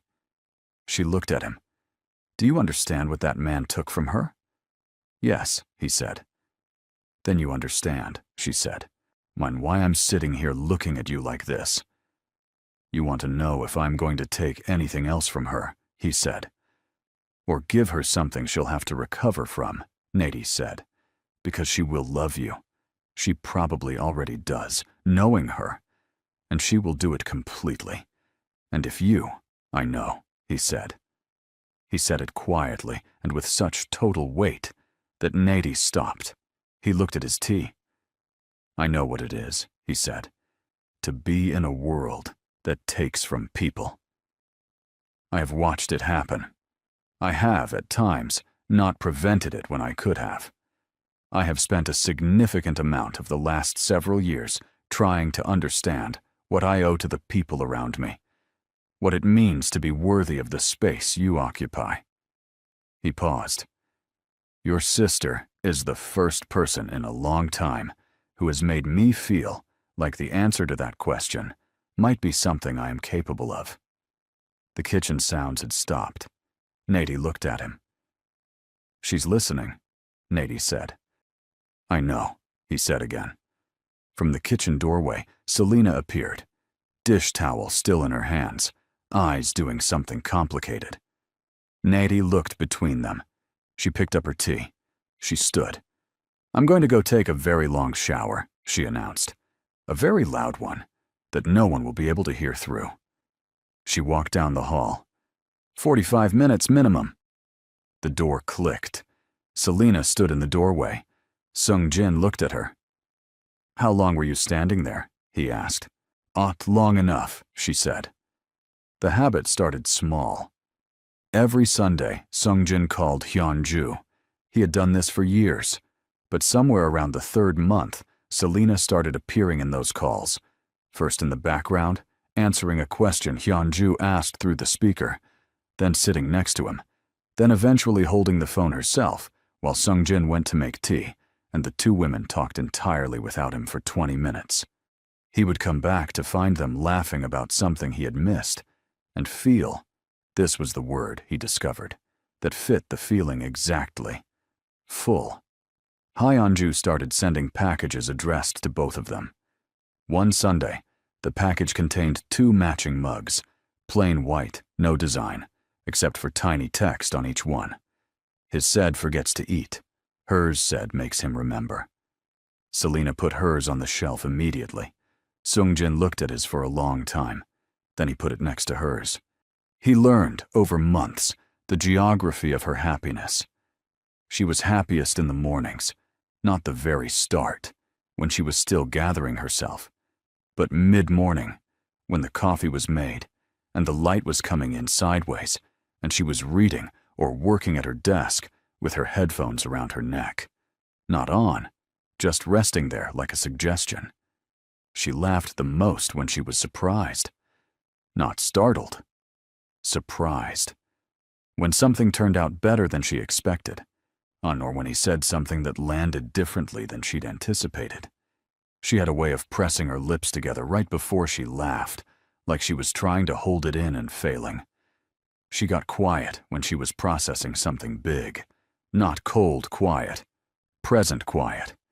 She would sit with both hands around something warm and look at the middle distance and work through whatever it was. And she didn't need him to fill the silence. And he was, he realized, one of the very few people in his life who understood that about silence, that it was not empty.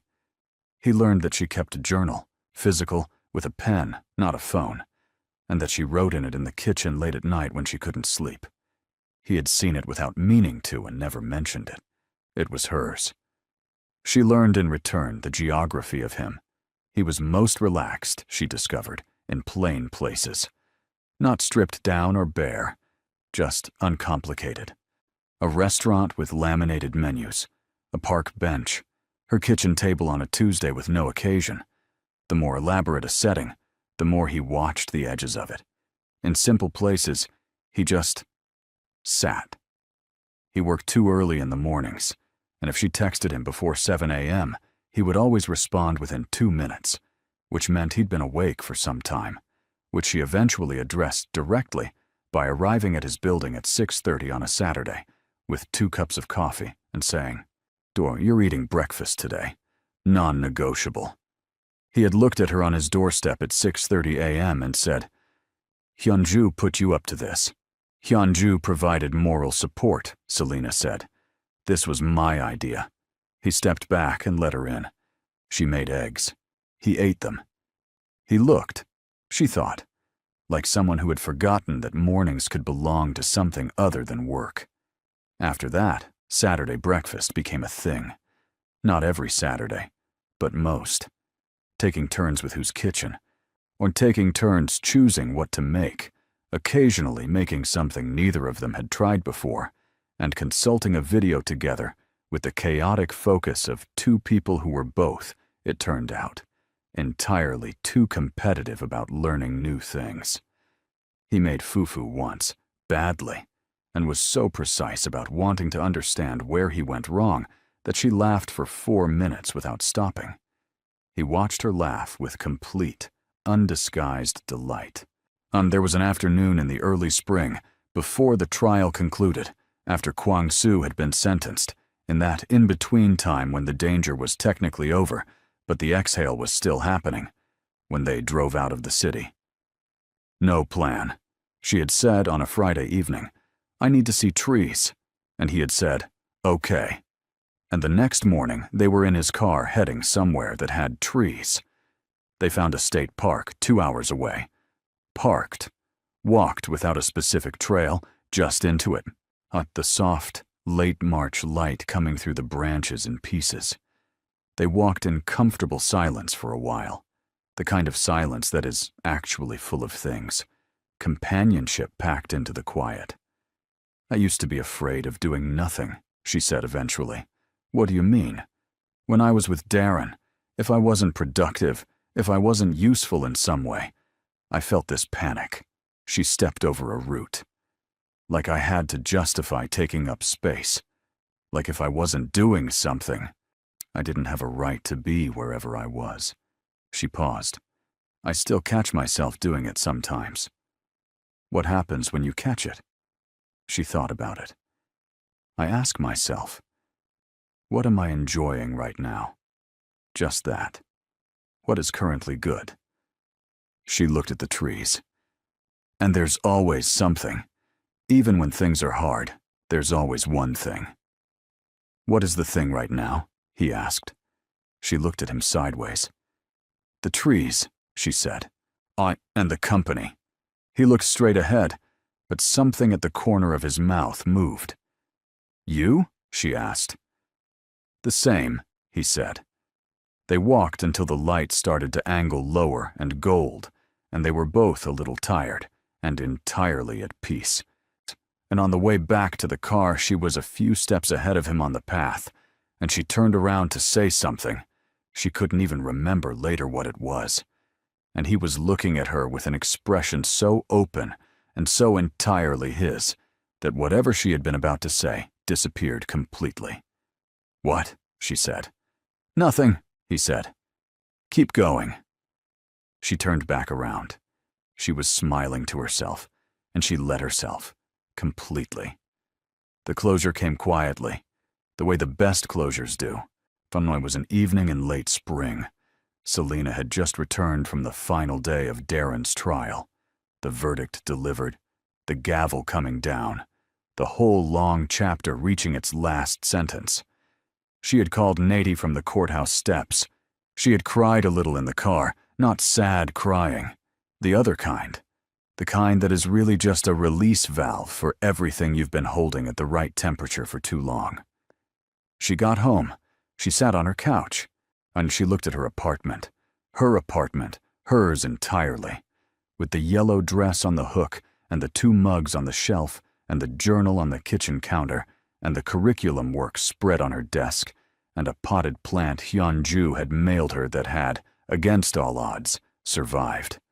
And she felt the specific, quiet, enormous thing that is a life that belongs to you. Sungjin arrived an hour later. He had let himself in. She had given him a key 3 weeks ago. I placed it in his hand on a Sunday without ceremony, and he had looked at it, and then at her, and said thank you, like it was the most significant word he owned. He sat next to her on the couch. He didn't ask how she was right away. He just arrived, the way he did. After a while, she said, "It's done." "Yes," he said. "I thought I'd feel bigger," she said, "like a fireworks kind of feeling. But it's more like quiet," he said. "Yes, like quiet." She looked at her hands. "Is that normal?" "I think," he uttered carefully, "that the loudest battles end the quietest, because you have spent so much of yourself getting there." She leaned her head back against the couch, looked at the ceiling. "I'm tired." "You're allowed to be," he said. "I'm also—" She turned her head to look at him. "Genuinely, actually happy. Like underneath the tired. Like a light that's on in a room you just haven't walked into yet." He looked at her. "I know that room," he said. Yeah? "I have been finding my way toward it," he said. "For some time." She looked at him for a long moment. All the months between the food court and now were in that look. The barley tea at midnight, the courthouse steps, the Saturday breakfasts, the walks, the mugs, the Sunday calls. "We're pretty different," she said. "Very," he agreed. "This shouldn't work as well as it does." "No," he said. "It shouldn't." "And yet," she said. "And yet," he chorused with a wide smile of victory. "I'm outside. The spring evening was doing what spring evenings do, softening everything, making the world smell like it had remembered something it had lost and found it again. A bird somewhere, traffic distant and indifferent, the whole ordinary, irreplaceable texture of a life going on." Selena looked at this man who had appeared in her life like an answer to a question she hadn't known she was asking, and she thought, here. This is where the story goes from surviving to living. This is the room with the light. "Stay for dinner?" she said. "Yes," he said, without hesitating, without calculating, just yes. She stood up. She went to the kitchen. She started pulling things out of the refrigerator. No recipe, no plan, just what was there. He came to stand at the counter without being asked, and she handed him a knife and a cutting board and a set of vegetables. When they worked side by side in her small kitchen, with the mugs on the shelf and the yellow dress on the hook and the evening going gold through the window. No storms, no danger. No one taking anything from anyone. Just 2 people. different and deliberate and quietly, completely certain. Making dinner in the spring. Every person who has ever been made to feel too small for the love they deserved needed this story. And someone in your life needs it too. Share this with them right now, because healing this real, this earned, this full does not come along often. Subscribe and stay close, because the stories we tell here are the ones that remind you who you actually are. Naledi Molefe scrubbed the marble counter for the third time that morning. Her hands moved in circles, steady and practiced. The kitchen gleamed already, but she needed to look busy. That was the trick to being invisible. Stay moving, stay quiet, disappear into the walls. "Mama, I finished the book," Luazi whispered from under the breakfast table. Naledi's heart jumped. She knelt quickly and found her 7-year-old son tucked between the chair legs, a thick book about Korean history spread across his lap. "Luazi, baby, I told you to stay in our room when Mr. Yoon is home. But he left already. I heard the car. Smart boy. Too smart sometimes."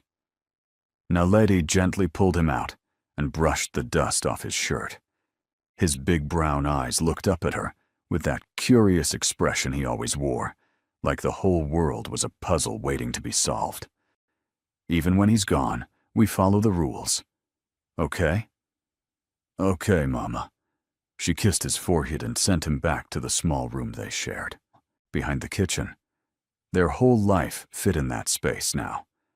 One bed they shared, a small desk where Luazi studied at night, and 3 boxes of everything else they owned. 2 years ago in Cape Town, Naledi had an office at the university. She taught mathematics to students who actually thought numbers were boring. Can you imagine? She made them see patterns in everything, showed them how the world spoke in equations if you just listened right. Then Thabo died. Her husband had worked at the mining company, just keeping records. Nothing dangerous. But he found something in those records. Numbers that didn't match. Money disappearing. Workers getting sick, and the company hiding reports. He told her about it one night, excited like he'd solved a big problem. "We have to report this, Naledi. People are dying." 3 days later, Thabo's car went off a cliff. Police called it an accident. But Naledi knew numbers, and the numbers didn't lie. The brake lines were cut. Her husband was murdered. She ran. Took Luazi and whatever money she had saved, and ran before they decided she knew too much, too. A friend helped them get to South Korea. False papers, new identity, just disappear and stay alive. Now she cleaned floors. A PhD in mathematics, and she cleaned floors. Before you think this is just another sad story, wait. Just wait. Because sometimes life puts you exactly where you need to be, even when it looks all wrong. If you want to see how a maid and her son changed everything for a powerful man, hit that subscribe button. You won't believe what happens next. The front door opened around 8 that evening. Naledi was preparing Mr. Yoon's dinner. Nothing fancy, just the way he liked it. Simple rice, grilled fish, and kimchi. He never asked for special meals or complicated dishes. Actually, he barely spoke to her at all. Yoon Si-woo walked into the kitchen and stopped. He always stopped, just for a second, when he saw her there. Like he forgot she existed and had to remember all over again.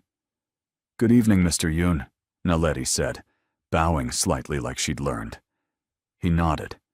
That was their whole conversation most days.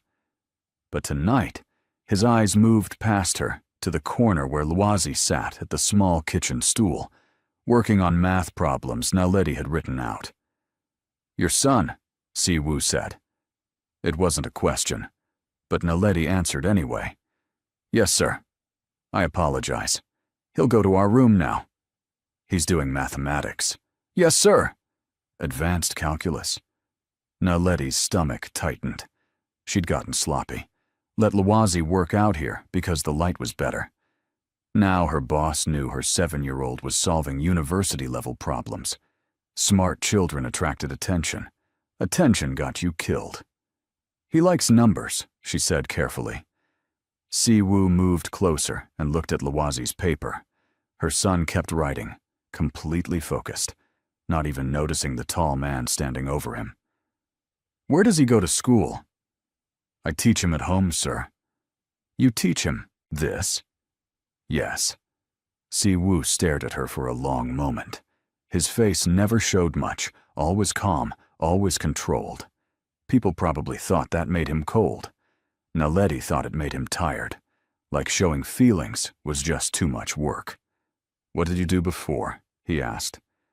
Before you came here. Every lie has to stay close to the truth, or you'll forget it. I was a teacher, sir. In South Africa? Yes, sir. He looked back at Lawazi, who had finally noticed them watching, and sat very still, eyes wide. It's fine, Si-woo said, and walked out of the kitchen. Naledi let out a breath she'd been holding. Lawazi looked up at her. Is he angry, Mama? No, baby. But maybe do your work in our room from now on, yes? That night, Naledi couldn't sleep. She kept thinking about the way Si-woo had looked at those math problems. Curious, interested. That was dangerous. They needed to stay invisible. At 3 in the morning, she got up to get water. The house was dark except for one light coming from Mr. Yoon's office. She tried to walk quietly, but the floorboard creaked. The office door opened. Can't sleep? Si-woo asked. He looked different without his work clothes, just a regular shirt and pants. Almost normal. Almost like he wasn't one of the most powerful men in Seoul. I was just getting water, sir. I didn't mean to disturb you. You didn't. He leaned against the doorframe. I don't sleep well anyway. They stood there in the dark hallway, 2 people awake when the world was sleeping. Your son is special, Si-woo said. He's just a boy. A boy solving problems most adults can't do. Naledi chose her words carefully. Smart children become targets, Mr. Yoon. I prefer him to be safe than special. Something shifted in his expression. Understanding, maybe. You're protecting him.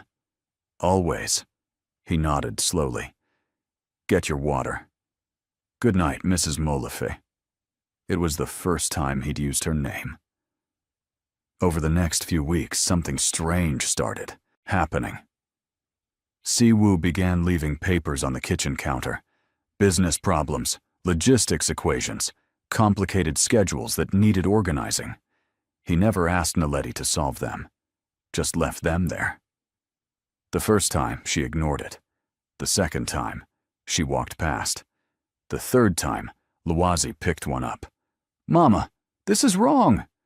Look, if he changes this number here and moves this here, it works better. Naledi looked at the paper. Her son was right. The shipping schedule Si-woo was working with had inefficiencies all over it. She could fix it in 10 minutes. She took the paper to her room, made notes in pencil on a separate sheet, and left it next to the original.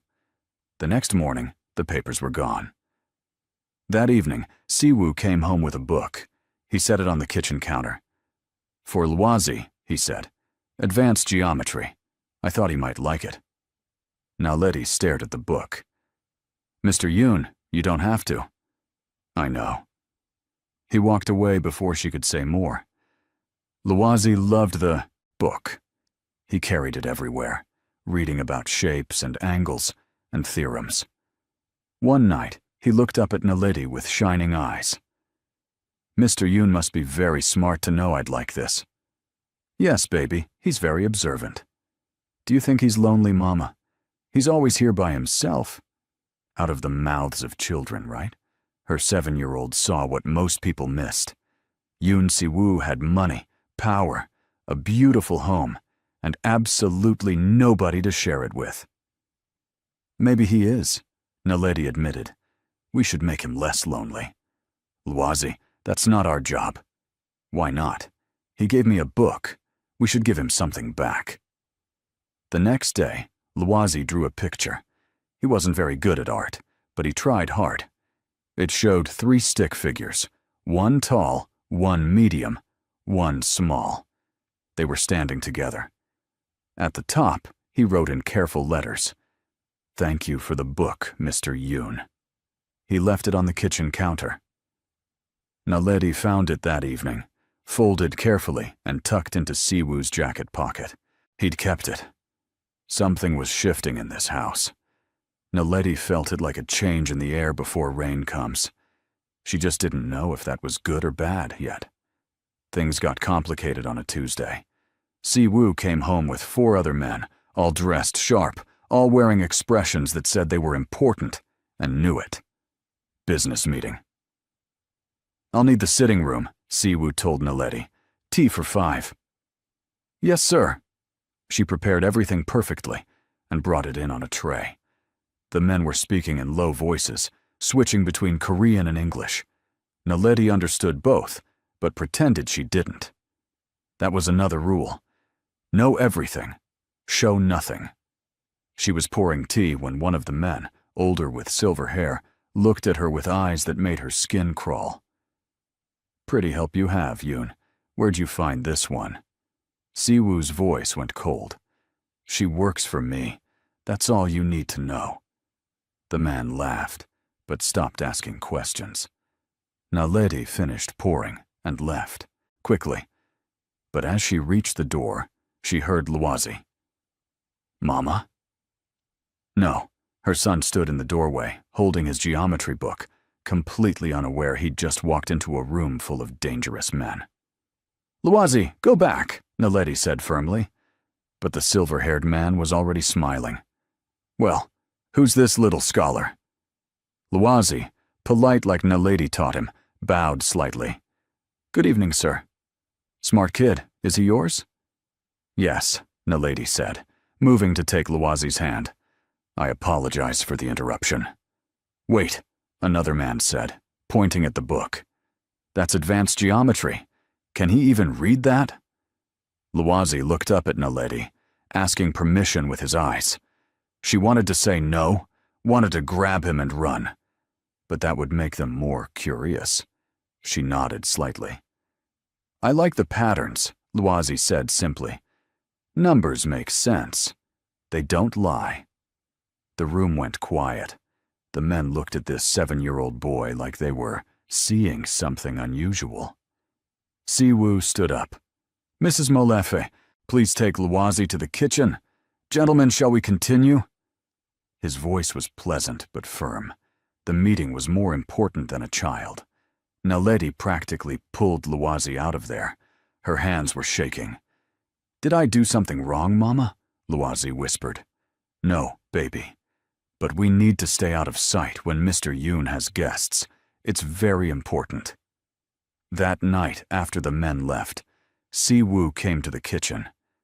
Naledi was cleaning up, and Luazi was already asleep in their room. "I'm very sorry about earlier, sir," she started. He held up a hand. "One of those men, the older one with silver hair, his name is Kang. If you ever see him near this house when I'm not here, take Luazi and lock yourselves in your room. Call me immediately." Naledi's blood went cold. "Is he dangerous?" "Yes." "Just that." "Yes." No explanation, no softening it. "Why are you telling me this?" she asked. Siwoo looked at her directly. "Because Luazi is special, and special things attract the wrong attention. I know you're trying to keep him safe. I'm trying to help you do that. Why would you help us?" He was quiet for a moment. "I'm not sure yet, but I am." He left her standing there, heart pounding, wondering what they'd just walked into. Want to know what happens when those dangerous men come back? When everything Naledi built to keep her son safe starts falling apart? Keep watching, and don't forget to subscribe because this story is just getting started. The next few weeks were calm, too calm. Naledi kept waiting for something bad to happen, but life just continued. She cleaned, cooked, and taught Luazi at night. Siwoo came and went. sometimes nodding at them, sometimes stopping to see what Lwazi was reading. It was almost normal. Then one night, Naledi woke up to voices. She checked the clock, 3:30 in the morning. Someone was in the house. She crept to the door and listened. Men talking. Angry. Lwazi stirred. "Mama, sure, baby, stay quiet." She heard Siwoo's voice, calm and level. "You need to leave. Now." "We're not done discussing this." That was Kong, the silver-haired man. "Yes, we are. Get out of my house." "You're making a mistake, Yoon." "Probably. But it's my mistake to make." Footsteps. The front door opening and closing. Silence. Naledi waited 5 full minutes before opening her door just a crack. Siwoo stood in the hallway, running his hands through his hair. He looked tired. More than tired. Exhausted. He must have sensed her watching because he turned. "You heard," he said. "Are you all right, sir?" "That's what you ask? If I'm all right?" "Yes." He almost smiled. Almost. "Kang wanted me to partner with him on a business deal. I said no. He doesn't like that word." "Will there be trouble?" "Probably." That word again. Honest. Siwoo never lied to make things sound better. "Should we leave?" Naledi asked quietly. "Lwazi and me, if we're making things complicated for you." "No." His voice was firm. "You're not the complication. You're—" He stopped, seemed to be looking for words. "You're the first thing in this house that feels right. Stay." Before Naledi could respond, he walked to his room and closed the door. She stood in the dark hallway, her heart doing something strange in her chest, something she hadn't felt in 2 years. Since Thabo died, she'd locked that part of herself away. Feelings were dangerous. Feelings made you weak. But Yoon Siwoo had just asked them to stay. Not ordered. Asked. The next morning, everything changed again. Naledi was making breakfast when Siwoo came into the kitchen, dressed more formally than usual. Behind him was a woman in business clothes carrying a tablet. "Mrs. Molefe," Siwoo said. "This is Miss Park. She handles HR for my company. I have a proposition for you." Naledi's hands went still. "Sir?" "I need a consultant, someone who understands complex logistics and scheduling, someone with advanced mathematics training." "You have people for that, surely." "I have people who went to expensive schools and still can't solve problems as efficiently as you do." He pulled out the papers she'd marked up weeks ago. "You fix this in minutes. My team spent 3 days on it and got it wrong." "Mr. Yoon, I'm not qualified for—" "You have a PhD in mathematics from the University of Cape Town. You published 2 papers on optimization theory. You taught for 4 years before," he paused carefully, "before you came here. You're overqualified if anything." The room tilted. He knew. He'd investigated her, found out everything. Naledi's first instinct was to grab Lwazi and run. But Siwoo's expression wasn't threatening. It was patient. "I also know your husband died in suspicious circumstances," he continued quietly. "I know you're hiding. I know Lwazi can't go to regular school because records are dangerous. And I know you're working as my maid because invisible people are safe people." Miss Park looked uncomfortable, like she wasn't supposed to be hearing this. Siwoo kept talking. "I'm offering you a job using your actual skills. Better pay. Better hours. And Lwazi can stay here with tutors I trust, people who won't ask questions or keep records. You'll have your own apartment in the building, not a room behind the kitchen. You can stop being invisible." "Why?" Naledi asked. Her voice came out whisper soft. "Why would you do this?" "Because wasting your brain on cleaning my floors is stupid. And I don't like stupid things." It was so blunt, so completely honest, that Naledi almost laughed. No pretty speech about helping people or being kind. Just, it's stupid to waste resources. "What if I say no?" she asked. Then nothing changes. You keep your job as you have it. I don't force people, Mrs. Molefe. Lowazi appeared in the doorway, rubbing sleep from his eyes. Mama? What's happening? Siwoo looked at her son, then back at her. Think about it. You don't have to decide now. He left with Miss Park, leaving Naledi standing in the kitchen with her mind spinning. Lowazi tugged her sleeve. Mama, you look scared. I'm not scared, baby. You do the thing with your hands, the twisting. You only do that when you're scared. She looked down. He was right. She was wringing her hands without realizing it. Mr. Yoon offered Mama a different job, a better one. That's good, right? Was it? Better pay meant stability, meant maybe one day they could stop hiding. But it also meant getting closer to Siwoo's world, and his world had men like Kong in it. I don't know yet, baby. That afternoon, while Wazi napped, Naledi did something she hadn't done in months. She prayed. Not in a church or formally, just sat quietly and talked to God, like he was sitting right there. I don't know what to do, Lord. I want to keep Lowazi safe, but I also want to stop being scared all the time. Is this an opportunity from you? Or is it a test? I need wisdom. Please. No thundering voice answered. But when she opened her eyes, she felt calmer, clearer. That evening, she found Siwoo in his office. I have 3 conditions, she said. He looked up, interested. Go on. 1. Lowazi's identity stays completely protected. No records, no paper trails, nothing. Agreed. 2. I won't do anything illegal. I don't care how good the pay is. My consulting firm is completely legitimate. You'll be working on supply chain optimization, scheduling, and efficiency models. All legal. 3. If I ever want to leave, for any reason we can go. No strings, no obligations. This one he thought about longer.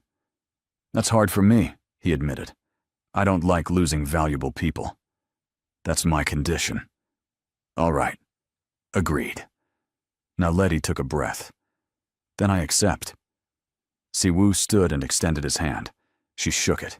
His grip was firm. Warm. Welcome to the team, Dr. Molefe. It was the first time anyone had called her doctor in 2 years. She'd forgotten how good it felt to be seen as more than just hands that cleaned.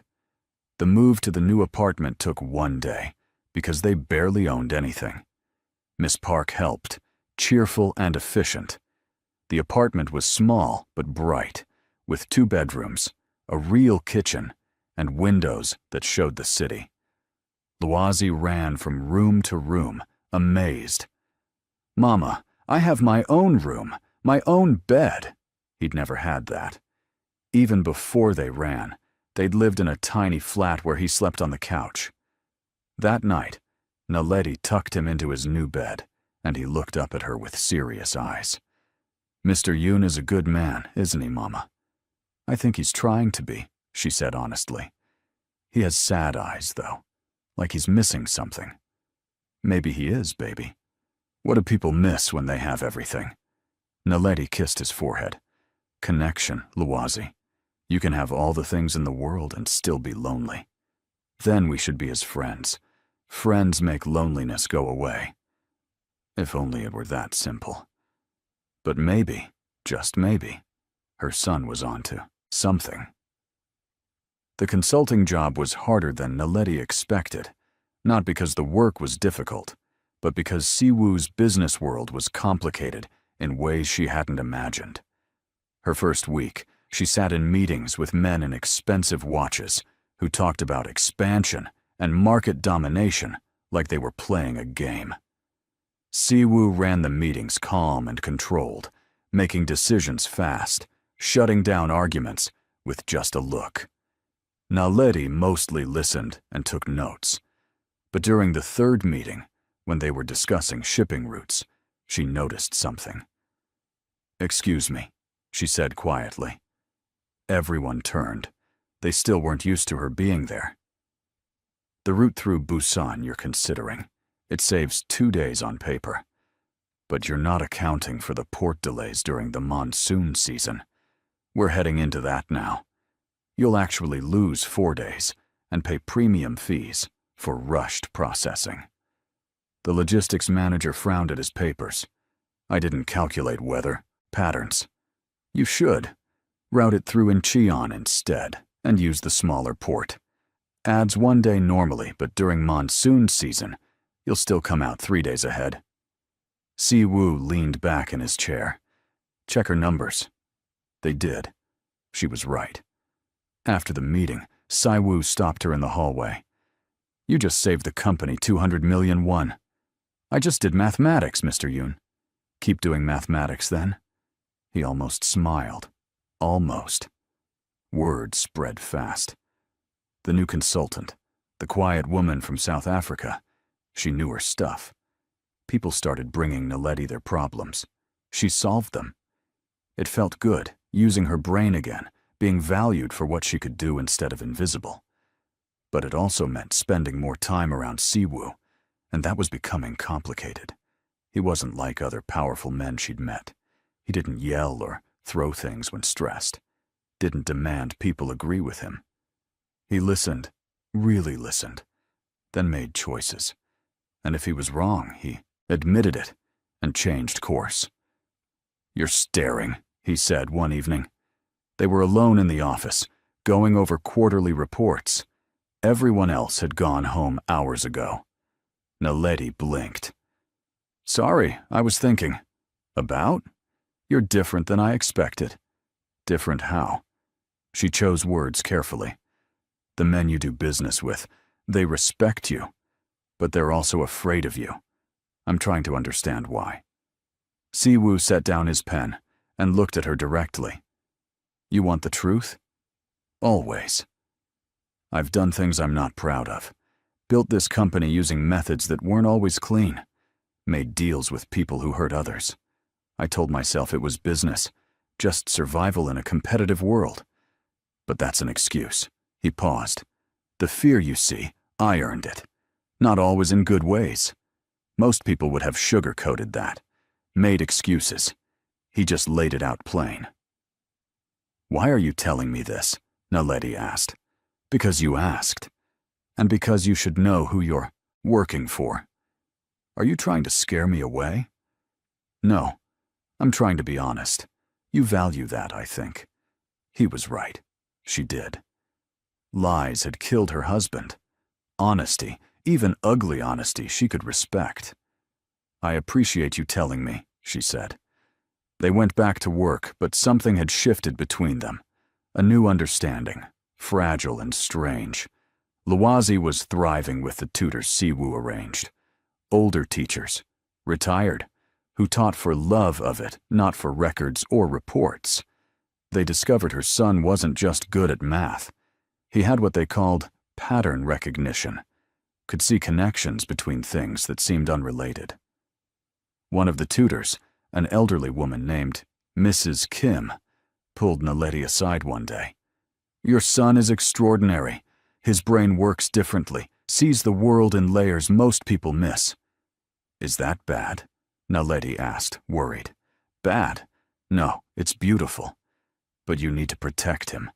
Gifts like his, people will want to use them. I know. That's why we're careful. Mrs. Kim patted her hand. Mr. Yoon chose well with us. We're old. We don't gossip. And we love teaching special children. Luwazi is safe with us. That fear, always sitting in Naledi's chest, eased just a little. Things were stable for almost 2 months. Then the Nakamura deal started. Si-woo called a major meeting, brought in consultants from Japan, set up negotiations for a massive merger. His company would combine operations with the Nakamura Group, expanding into international markets. Naledi reviewed the contracts. Everything looked solid. The numbers worked. The timeline made sense. It was a good deal. But something bothered her. She couldn't pinpoint what. You look concerned, Si-woo said. They were in his office late again. That was becoming normal, the two of them working after everyone left. I'm not sure, Naledi admitted. The math is right, but something feels off. Trust your instinct. What specifically? The Nakamura representatives, they agreed to your terms too easily. Men like that always negotiate harder. Siwoo considered this. Maybe they need this deal more than they're letting on. Maybe. Or maybe they want something else. Like what? I don't know yet. He trusted her enough to delay signing and pushed the meeting back a week. His team was frustrated, but he held firm. Dr. Molefe has concerns. We address them first. That trust, it meant something. Made Naledi work harder to figure out what was wrong. She went through every page of the contract again. Checked background on the Nakamura group. Everything seemed legitimate. Then Luazi solved it. It was a Saturday. Siwoo had invited them to his house for dinner, something he'd started doing on weekends. Naledi told herself it was just kindness, just him being friendly. She ignored how her heart beat faster when he smiled at something Luazi said. They were eating when Luazi asked, "Mr. Yoon, what's that picture on your wall?" He pointed to a frame in the hallway, visible from the dining room. That's a very old seal, Siwoo explained. It belonged to my mentor, the man who taught me business. He died 10 years ago. What kind of seal? A chop, we call it, for signing important documents. See the butterfly design? That was his symbol. Luazi got up to look closer. Naledi started to call him back, but Siwoo waved her off. Let him look. Her son studied the seal with that intense focus he got. It has 7 lines on each wing. That's unusual. Most butterflies have 6. He had it made custom, Siwoo said. 7 is a lucky number in Korean culture. They finished dinner. Luazi played with a puzzle. The adults talked about nothing important, just an easy conversation. It was nice, dangerously nice. Then Siwoo mentioned the Nakamura meeting was scheduled for Tuesday. I couldn't find anything wrong, Naledi admitted. Maybe I'm being paranoid. Or maybe you see something everyone else missed. Either way, I value your input. That's when it happened. Siwoo's head of security brought in the Nakamura contract for final review, set it on the table with all the official seals and signatures ready. Luazi glanced at it, then looked again, then got up and walked over, staring at the Nakamura seal stamped on the papers. Luazi, don't bother Mr. Yoon's work, Naledi said, but her son's face had gone serious. Mama, the butterfly is wrong. What do you mean, baby? Look. He pointed at the Nakamura seal, then back at the frame in the hallway. Mr. Yoon's teacher had 7 lines. This one only has 6. The room went very still. Siwoo stood up slowly and looked at the seal on the contract. His face didn't change, but Naledi saw his jaw tighten. You're sure? He asked Luazi. 7 versus 6? Yes, sir. I counted 3 times. Siwoo pulled out his phone and made a call. Get me everything on the Nakamura delegation. Now. I want backgrounds, photos, and verification of identities. Everything. He hung up and looked at Naledi. His eyes were different, sharp and dangerous. If that seal is wrong, he said quietly, then those aren't Nakamura representatives. Naledi's stomach dropped. Who are they? People who want me dead. If you think your heart is racing now, just wait. The next part is going to blow your mind. Make sure you're subscribed, because you do not want to miss what happens when Siwoo figures out who's really behind this deal. The security team worked through the night. Naledi took Luazi home but couldn't sleep. She kept thinking about her son, her brilliant boy, who might have just saved Siwoo's life by noticing butterfly wings. At 6 in the morning, her phone rang. Siwoo. Can you come to the office? Bring Luazi. I need him to verify something. They arrived to find Siwoo's office full of people, computer screens everywhere, photos spread across the table. Luazi held Naledi's hand tightly. Are we in trouble, Mama? No, baby, you did something. Very good. Siwoo saw them and came over. He knelt down to Luozi's level. You might have saved a lot of people yesterday, he said seriously. I need you to look at some pictures and tell me if you recognize anyone. Can you do that? Luozi nodded. Siwoo showed him photos of the Nakamura delegation. These are the men who came to meet with me. Do any of them look familiar? Maybe from when you've been at my house. Luozi studied each picture carefully. Then he pointed. This one. He was at your house before. The night Mama told me to stay in our room because you had guests. He has a mark on his hand, see? Right there. Same mark. The security chief leaned in. That's Kong's lieutenant. We couldn't confirm it was him because he had surgery to change his face. But the birthmark, that doesn't change. Siwoo stood up, his expression ice cold. So Kong sent imposters pretending to be Nakamura. The plan was what? Kill me during the signing? Probably. The contract has a clause that, transfers operational control immediately upon your signature. They'd take over the company, then eliminate you. Make it look like an accident. Naledi felt sick. They'd been this close to signing. If Luozi hadn't noticed those butterfly wings. Siwoo touched her elbow gently. Step outside with me. They went into the hallway. Luozi stayed with the security team, who were showing him pictures of butterflies now to keep him occupied. Your son just saved my life, Siwoo said. He noticed a pattern. That's what he does. It's more than that. He's extraordinary. Siwoo ran a hand through his hair. Which means I just put a target on his back. What do you mean? Kong's people were in that room when Luozi walked in, remember? They saw how smart he is. Now they know he's the reason their plan failed. He looked at her with something like pain in his eyes. I'm sorry, Naledi. I brought danger to you. It was the first time he'd used her first name. She barely noticed because fear was climbing up her throat. What do we do? She whispered. We protect him. Both of you. I have a safe house, completely secure. You'll stay there until I handle this situation. Handle it how? His expression went hard. However necessary. No. Naledi grabbed his arm. Don't do something that makes you into what they are. Please. He looked down at her hand on his arm, then at her face. They tried to kill me, and now they're threatening your son. You want me to just let that go? I want you to be smart about it. You're better than them, Siwoo. Don't prove me wrong. Using his first name just slipped out, but it made him pause, softened something in his face. What do you suggest, then? He asked. You have evidence now, real evidence. Use it. Go to the authorities, expose them. Let the law handle it. The law doesn't always work against men like Kang. Then make it work. You have resources, connections. Fight them the right way. He studied her for a long moment.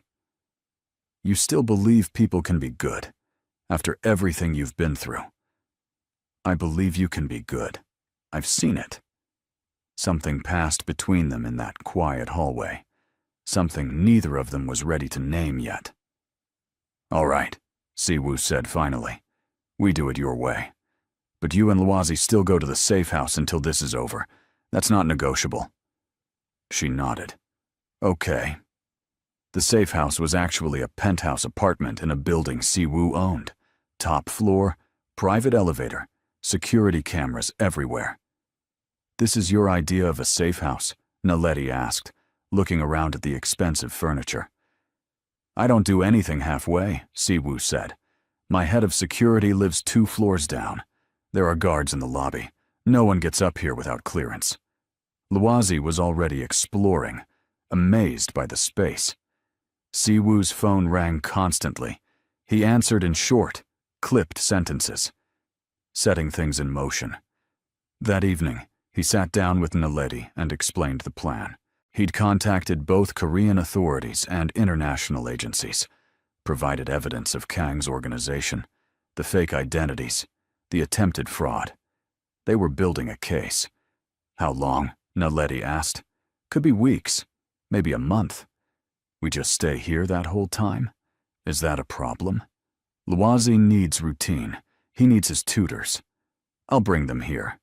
Si-woo, you can't just upend your whole life for us. He looked at her steadily. Watch me. The first week was strange.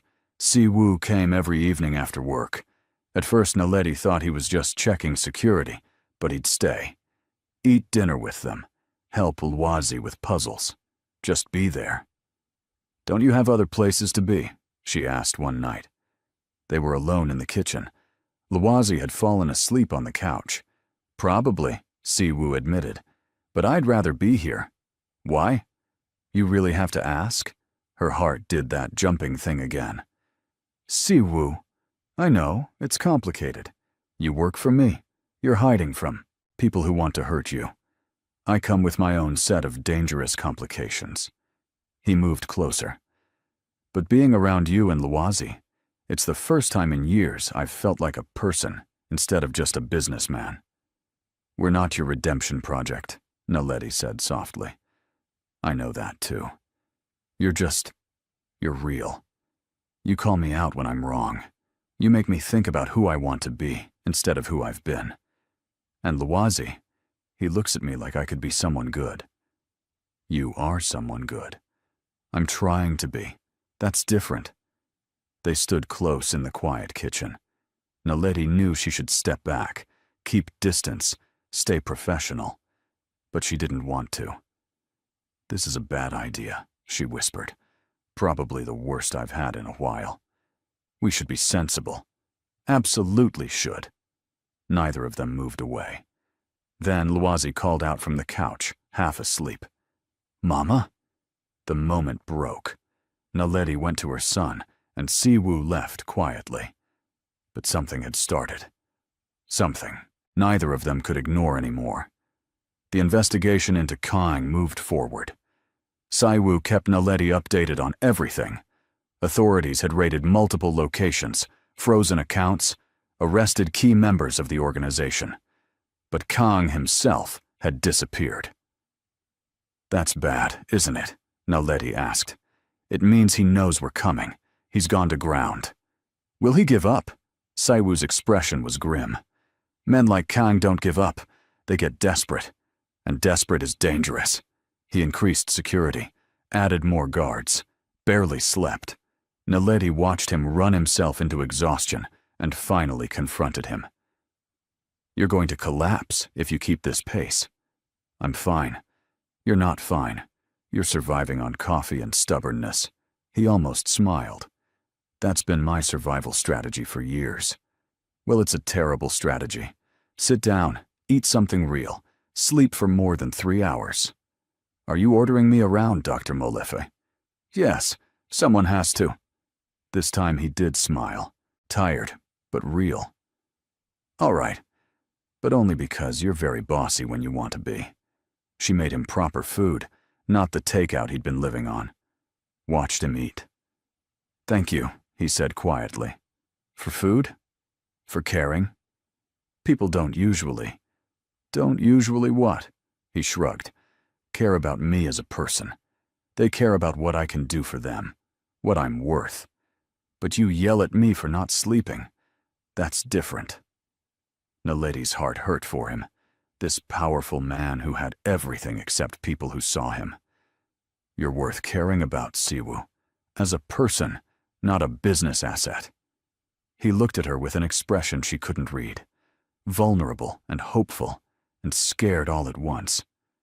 Naledi, he started. Luwazi walked in. Mama, I had a bad dream. Perfect timing, as always. She went to comfort her son, and when she looked back, Si-woo was gone. That night, lying in bed, Naledi had to face the truth. She was falling for Yoon Si-woo, maybe had been since the first time he'd looked at Luwazi's math homework with interest instead of dismissal. Since he'd offered her a job using her real skills. Since he'd knelt down to her son's level and spoken to him with respect. But falling for him was complicated. He lived in a dangerous world. She was still hiding from her past, and Luwazi had to come first, always. Still, her heart didn't care about logical arguments. It just kept reaching toward this man who was trying so hard to be better than he'd been. The break in the case came 2 weeks later. One of Kang's associates, facing serious charges, made a deal. Gave up locations, bank accounts, everything, including Kang's hideout. The authorities moved in fast, arrested him, and what was left of his organization. It was over. Siwoo came to the penthouse that evening looking lighter than Naledi had ever seen him. "It's done," he said. "Kang's in custody. The whole network is dismantled. You're safe." Luwazi cheered. "Does this mean we can go home?" "You can go anywhere you want," Siwoo said. But he was looking at Naledi when he said it. That night, after Luwazi went to bed, they sat together on the balcony. The city stretched out below them, lights everywhere. "What happens now?" Naledi asked. "That depends on what you want." "What I want is complicated. Most good things are." She took a breath. "I want Luwazi to be safe. I want to use my skills doing work that matters. I want... what else? I want to see where this goes. You and me. But I'm scared." "Me too," Siwoo admitted. "I'm terrible at relationships. I work too much. I have a past that's messy. And I still don't know how to be the kind of man you and Luwazi deserve. Maybe you don't have to be perfect. Maybe you just have to be present." He reached over and took her hand, just held it, gentle and careful. "I can do present," he said. They sat like that, hands linked, looking at the city, not rushing into anything, just being. Inside, Luwazi slept peacefully, safe and loved. Outside, the world kept turning, and between them, something new was growing, something real, something worth protecting. The next few months were the happiest Naledi could remember since Thabo died. She and Luwazi moved back to their apartment in Siwoo's building. She returned to her consulting work. Life found a rhythm, but the rhythm now included Siwoo in ways that felt natural and right. He started joining them for breakfast before work. Luwazi would chatter about whatever book he was reading, and Siwoo would listen like it was the most important thing he'd heard all day. "Did you know," Luwazi said one morning, "that butterfly wings have tiny scales that reflect light? That's why they're so colorful. It's not paint, it's physics." "I didn't know that," Siwoo said seriously. "That's fascinating." "You saved your own life by noticing butterfly wings," Luwazi continued. "So maybe butterflies are lucky for you." Naledi and Siwoo exchanged looks across the table. Her son had no idea how right he was. At work, Naledi had become essential to the company. Siwoo's team brought her their hardest problems. She solved them. The business grew.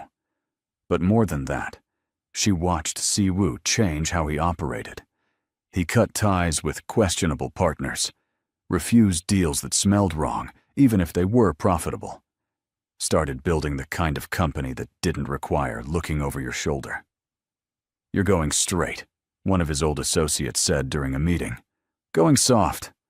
"No," Siwoo replied calmly. "I'm going sustainable. There's a difference." Naledi smiled from her seat at the table. There's a difference. He was learning.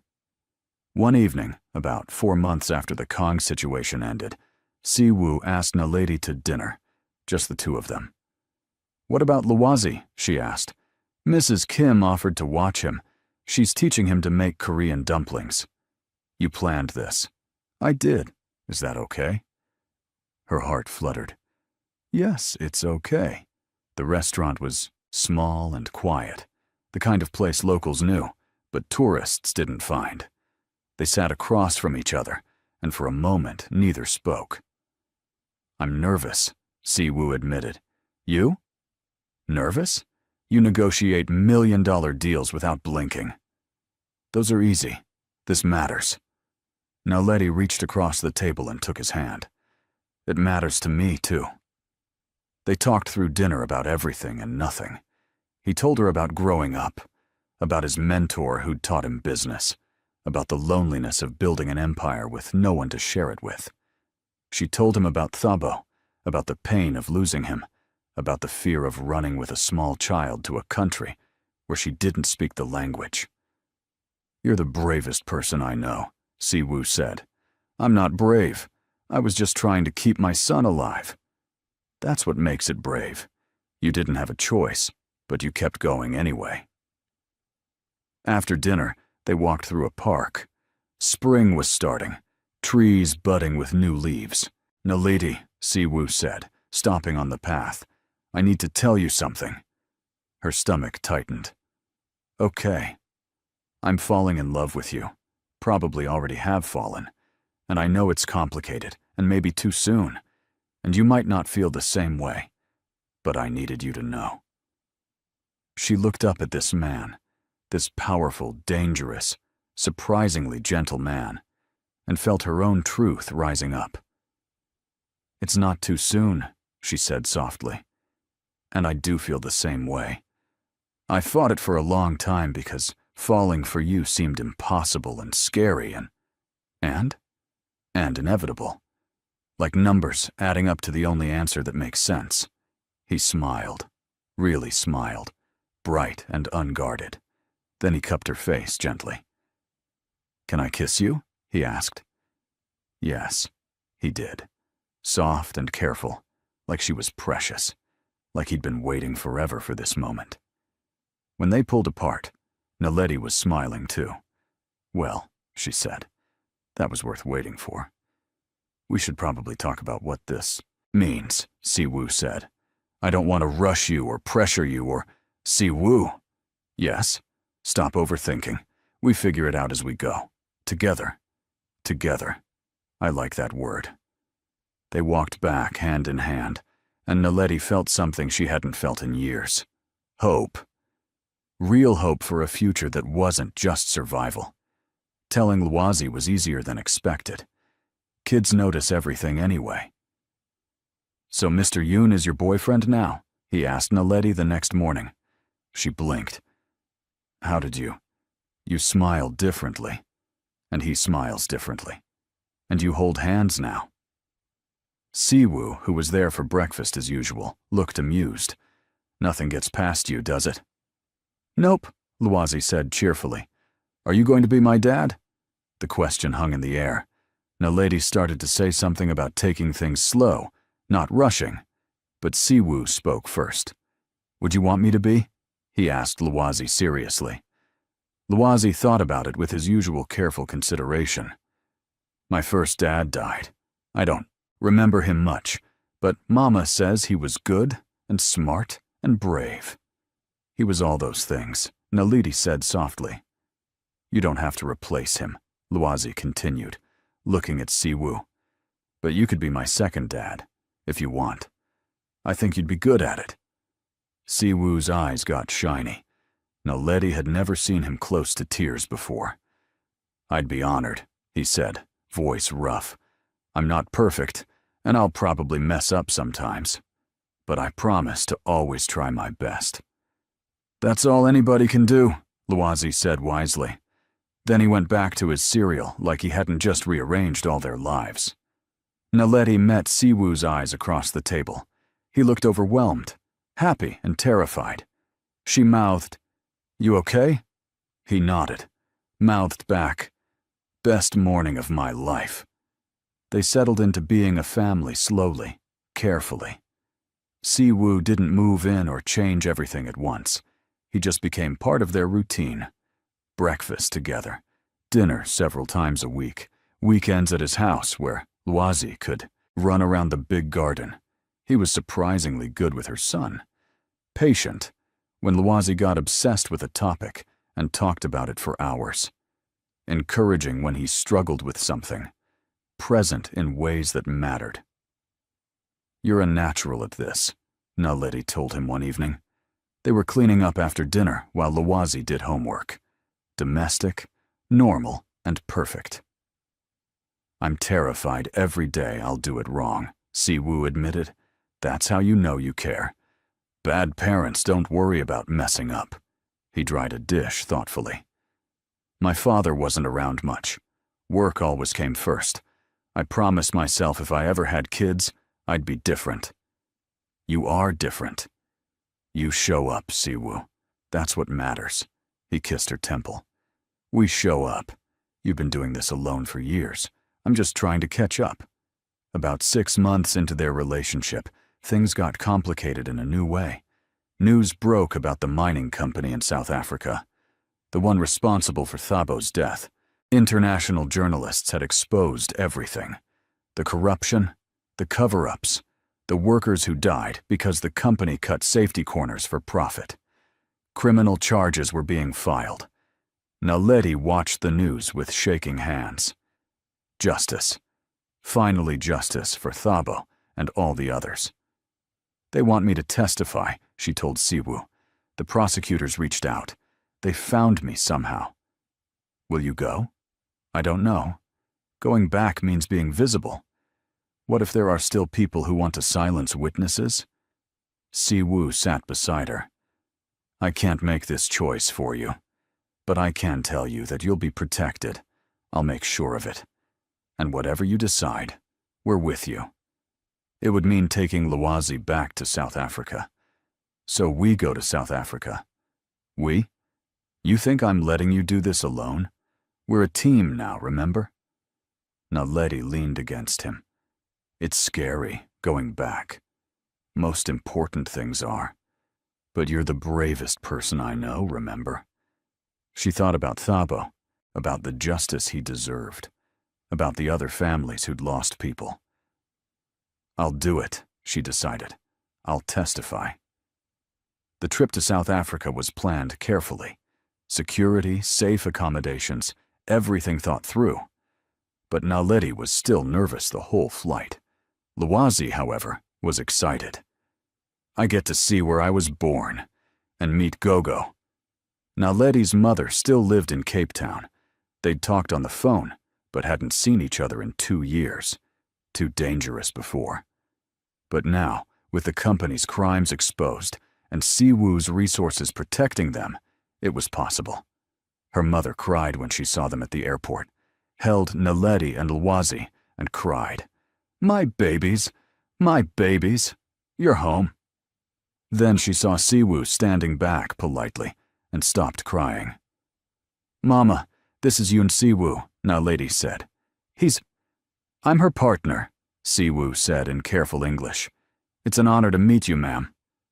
Naledi's mother, all 5 feet of her, looked him up and down. You're the Korean man my daughter told me about, the one who's been taking care of my grandson. Yes, ma'am. Good. Come here. She hugged him too, fierce and tight. Siwoo looked startled, but hugged back. You protect my girl, she said firmly. You protect them both. With my life, Siwoo promised. Then you're welcome in this family. Just like that, he was accepted. The days in Cape Town were emotional.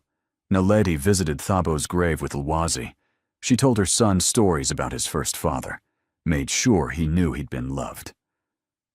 I wish I remembered him, Lwazi said softly.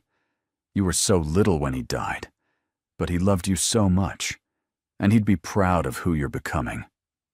Do you think he'd like that Siwoo as my dad now, too? Naledi thought about Thabo, about his kind heart and generous spirit. Yes, baby. I think he'd be happy you have someone who loves you.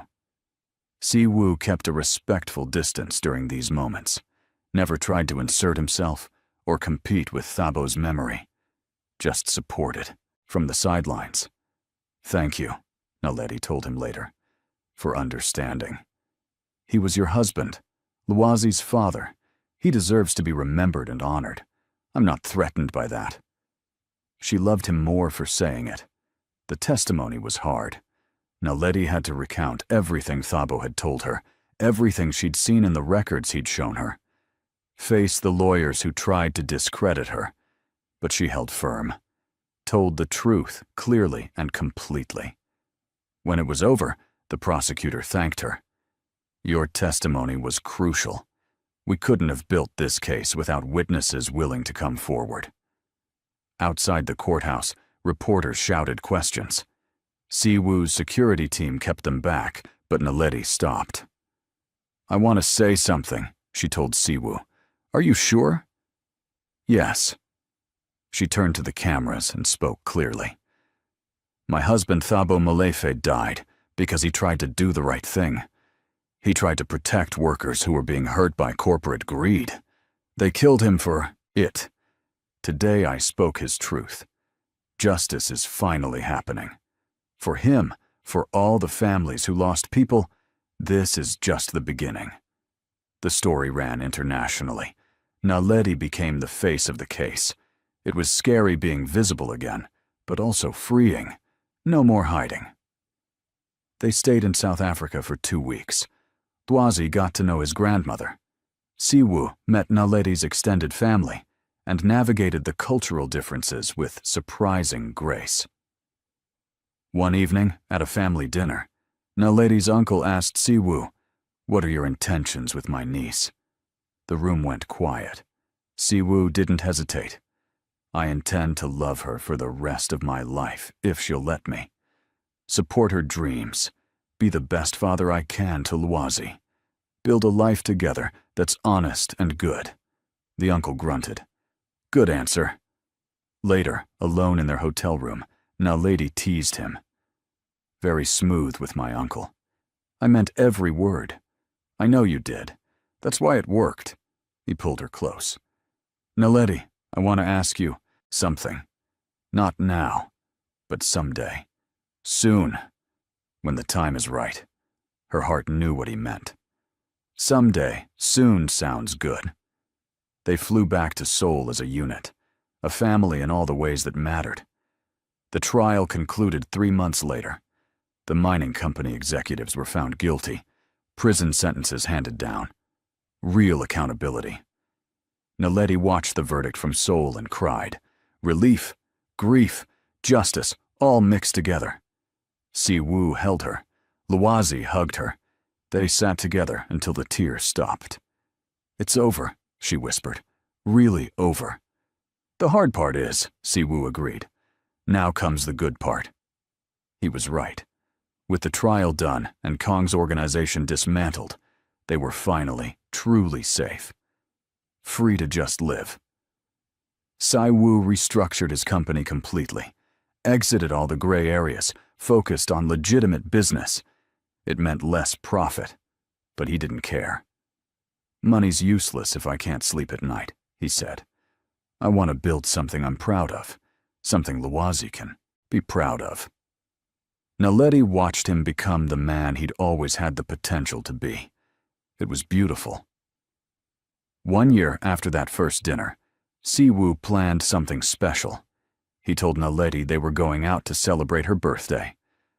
"But my birthday's not for 2 months," she said. "Just come. Trust me." They drove to his house, the one where she'd worked as a maid years ago. So much had changed since then. The garden was decorated with lights, a small table set for 3. "3?" Naledi asked. "Lwazi needs to be here for this." Her son came running out, grinning. "Mama, look how pretty!" They sat down to dinner under the stars. Simple food, nothing fancy, just family. After they ate, Siwoo stood up. He looked nervous. "I had a whole speech planned," he said. "Practiced it for weeks. But I'm just going to say this simply." He knelt down and pulled out a small box. Naledi's hands flew to her mouth. "Naledi Molefe, you walked into my life when I was lost. You and Lwazi showed me what matters.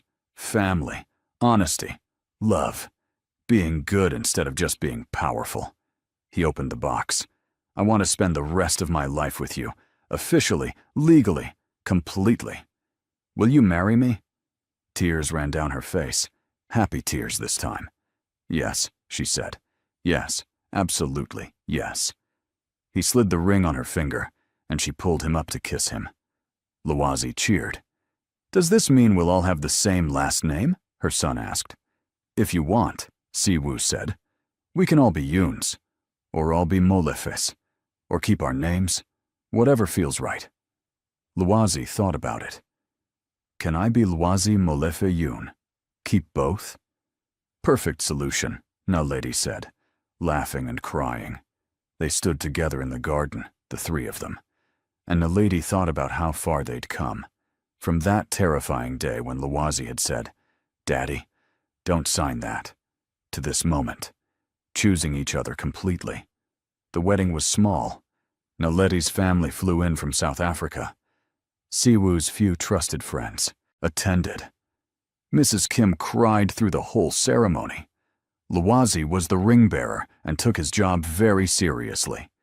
He walked down the aisle with the rings on a pillow, concentrating hard.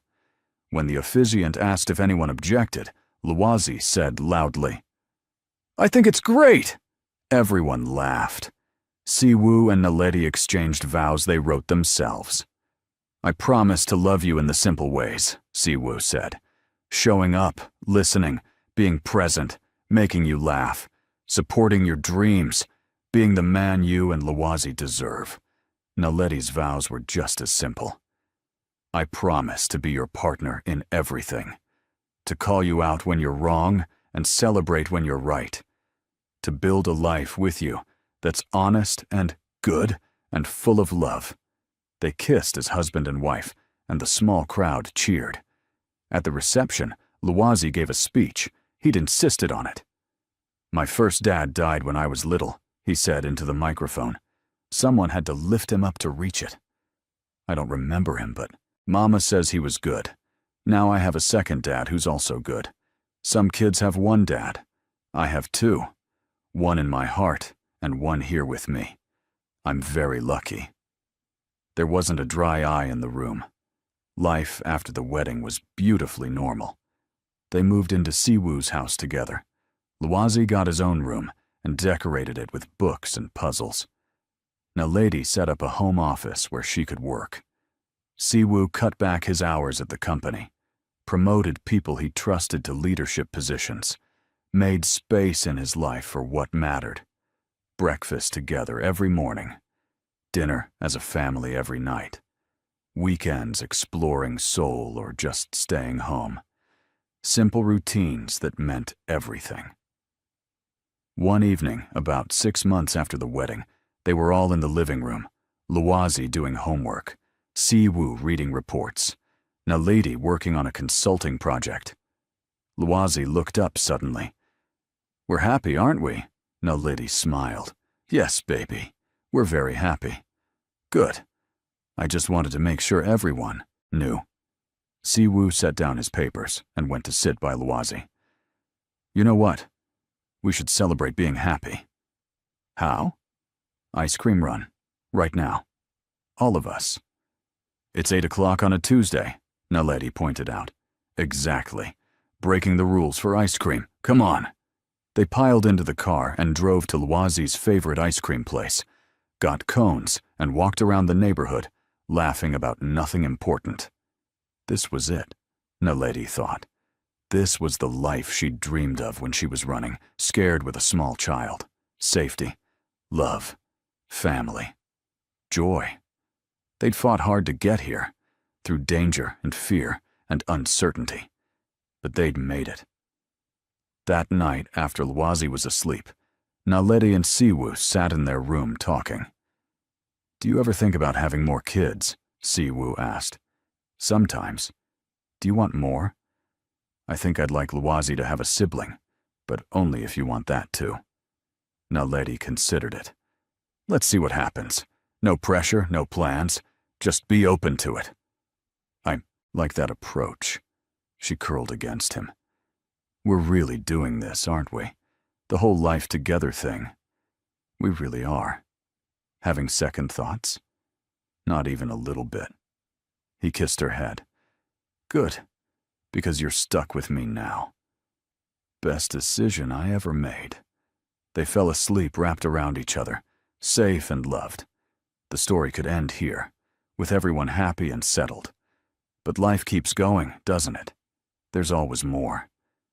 2 years later, Naledi gave birth to a daughter. They named her Thanduwe, which means beloved. She had Naledi's eyes and Siwoo's serious expression. Luwazi, now 11, was obsessed with his baby sister. He read to her constantly, showed her his books, and explained mathematics like she could understand. "She's going to be so smart," he declared. "I'm teaching her everything." Siwoo's company became a leader in ethical business practices. Other corporations studied how he'd transitioned from questionable methods to complete legitimacy, without losing competitiveness. He was invited to speak at conferences and share his story. He always gave the same message. Change is possible. It's hard and sometimes costly, but possible. And it's worth it. Naledi ran her own consulting firm now, helped companies optimize their operations, and taught mathematics online to students all over the world. She'd found a way to use her gifts that mattered. Sometimes, late at night, she'd think about how it all started. Her working as a maid, invisible and scared. Luwazi noticed his butterfly wings, everything that came after. "What are you thinking about?" Siwoo would ask. "How one sentence changed everything. Daddy, don't sign that." "Best sentence anyone ever said to me. Luwazi saved your life." "No. You both saved my life, just in different ways." 5 years after the wedding, they went back to South Africa for a visit. Showed Thandiwe where her mama came from. Visited Thabo's grave so Luwazi could tell his first dad about his life. Naledi's mother was older now, but still fierce. She spoiled both grandchildren terribly. "You did good," she told Naledi. "Built a beautiful life from terrible circumstances. I got lucky. Luck nothing. You were brave. You fought for your son. You stayed strong. Don't diminish that." Maybe her mother was right. Maybe it was both. Bravery and luck and love all mixed together. The trial had led to reforms, new safety regulations for mining companies, better protections for workers. Thabo's death had meant something, changed things. "He'd be proud of you," Siwoo said at the grave. "I hope so." "He would be. You honored his sacrifice by fighting for justice, and you built a good life for Luwazi. That's what any parent wants." They stood there together, paying respects to the man who'd come before, who'd made it possible for Luwazi to exist. "Before you go, I need you to do something. If this story touched you, if you felt something real, hit that subscribe button. Right now. Share this with someone who needs to hear that second chances are real, that families come in all forms, that love can grow in the most unexpected places. Don't just watch, be part of this community. Subscribe, and let's share more stories that matter. Back in Seoul, life continued its beautiful routine. Luwazi started high school, brilliant as ever, but also learning to be a regular kid. Made friends, played sports badly but enthusiastically, had crushes he told his mama about. Thandiwe grew into a curious, fearless little girl who kept everyone on their toes. And Siwoo and Naledi grew together, through challenges and joys and the ordinary moments that make up a life.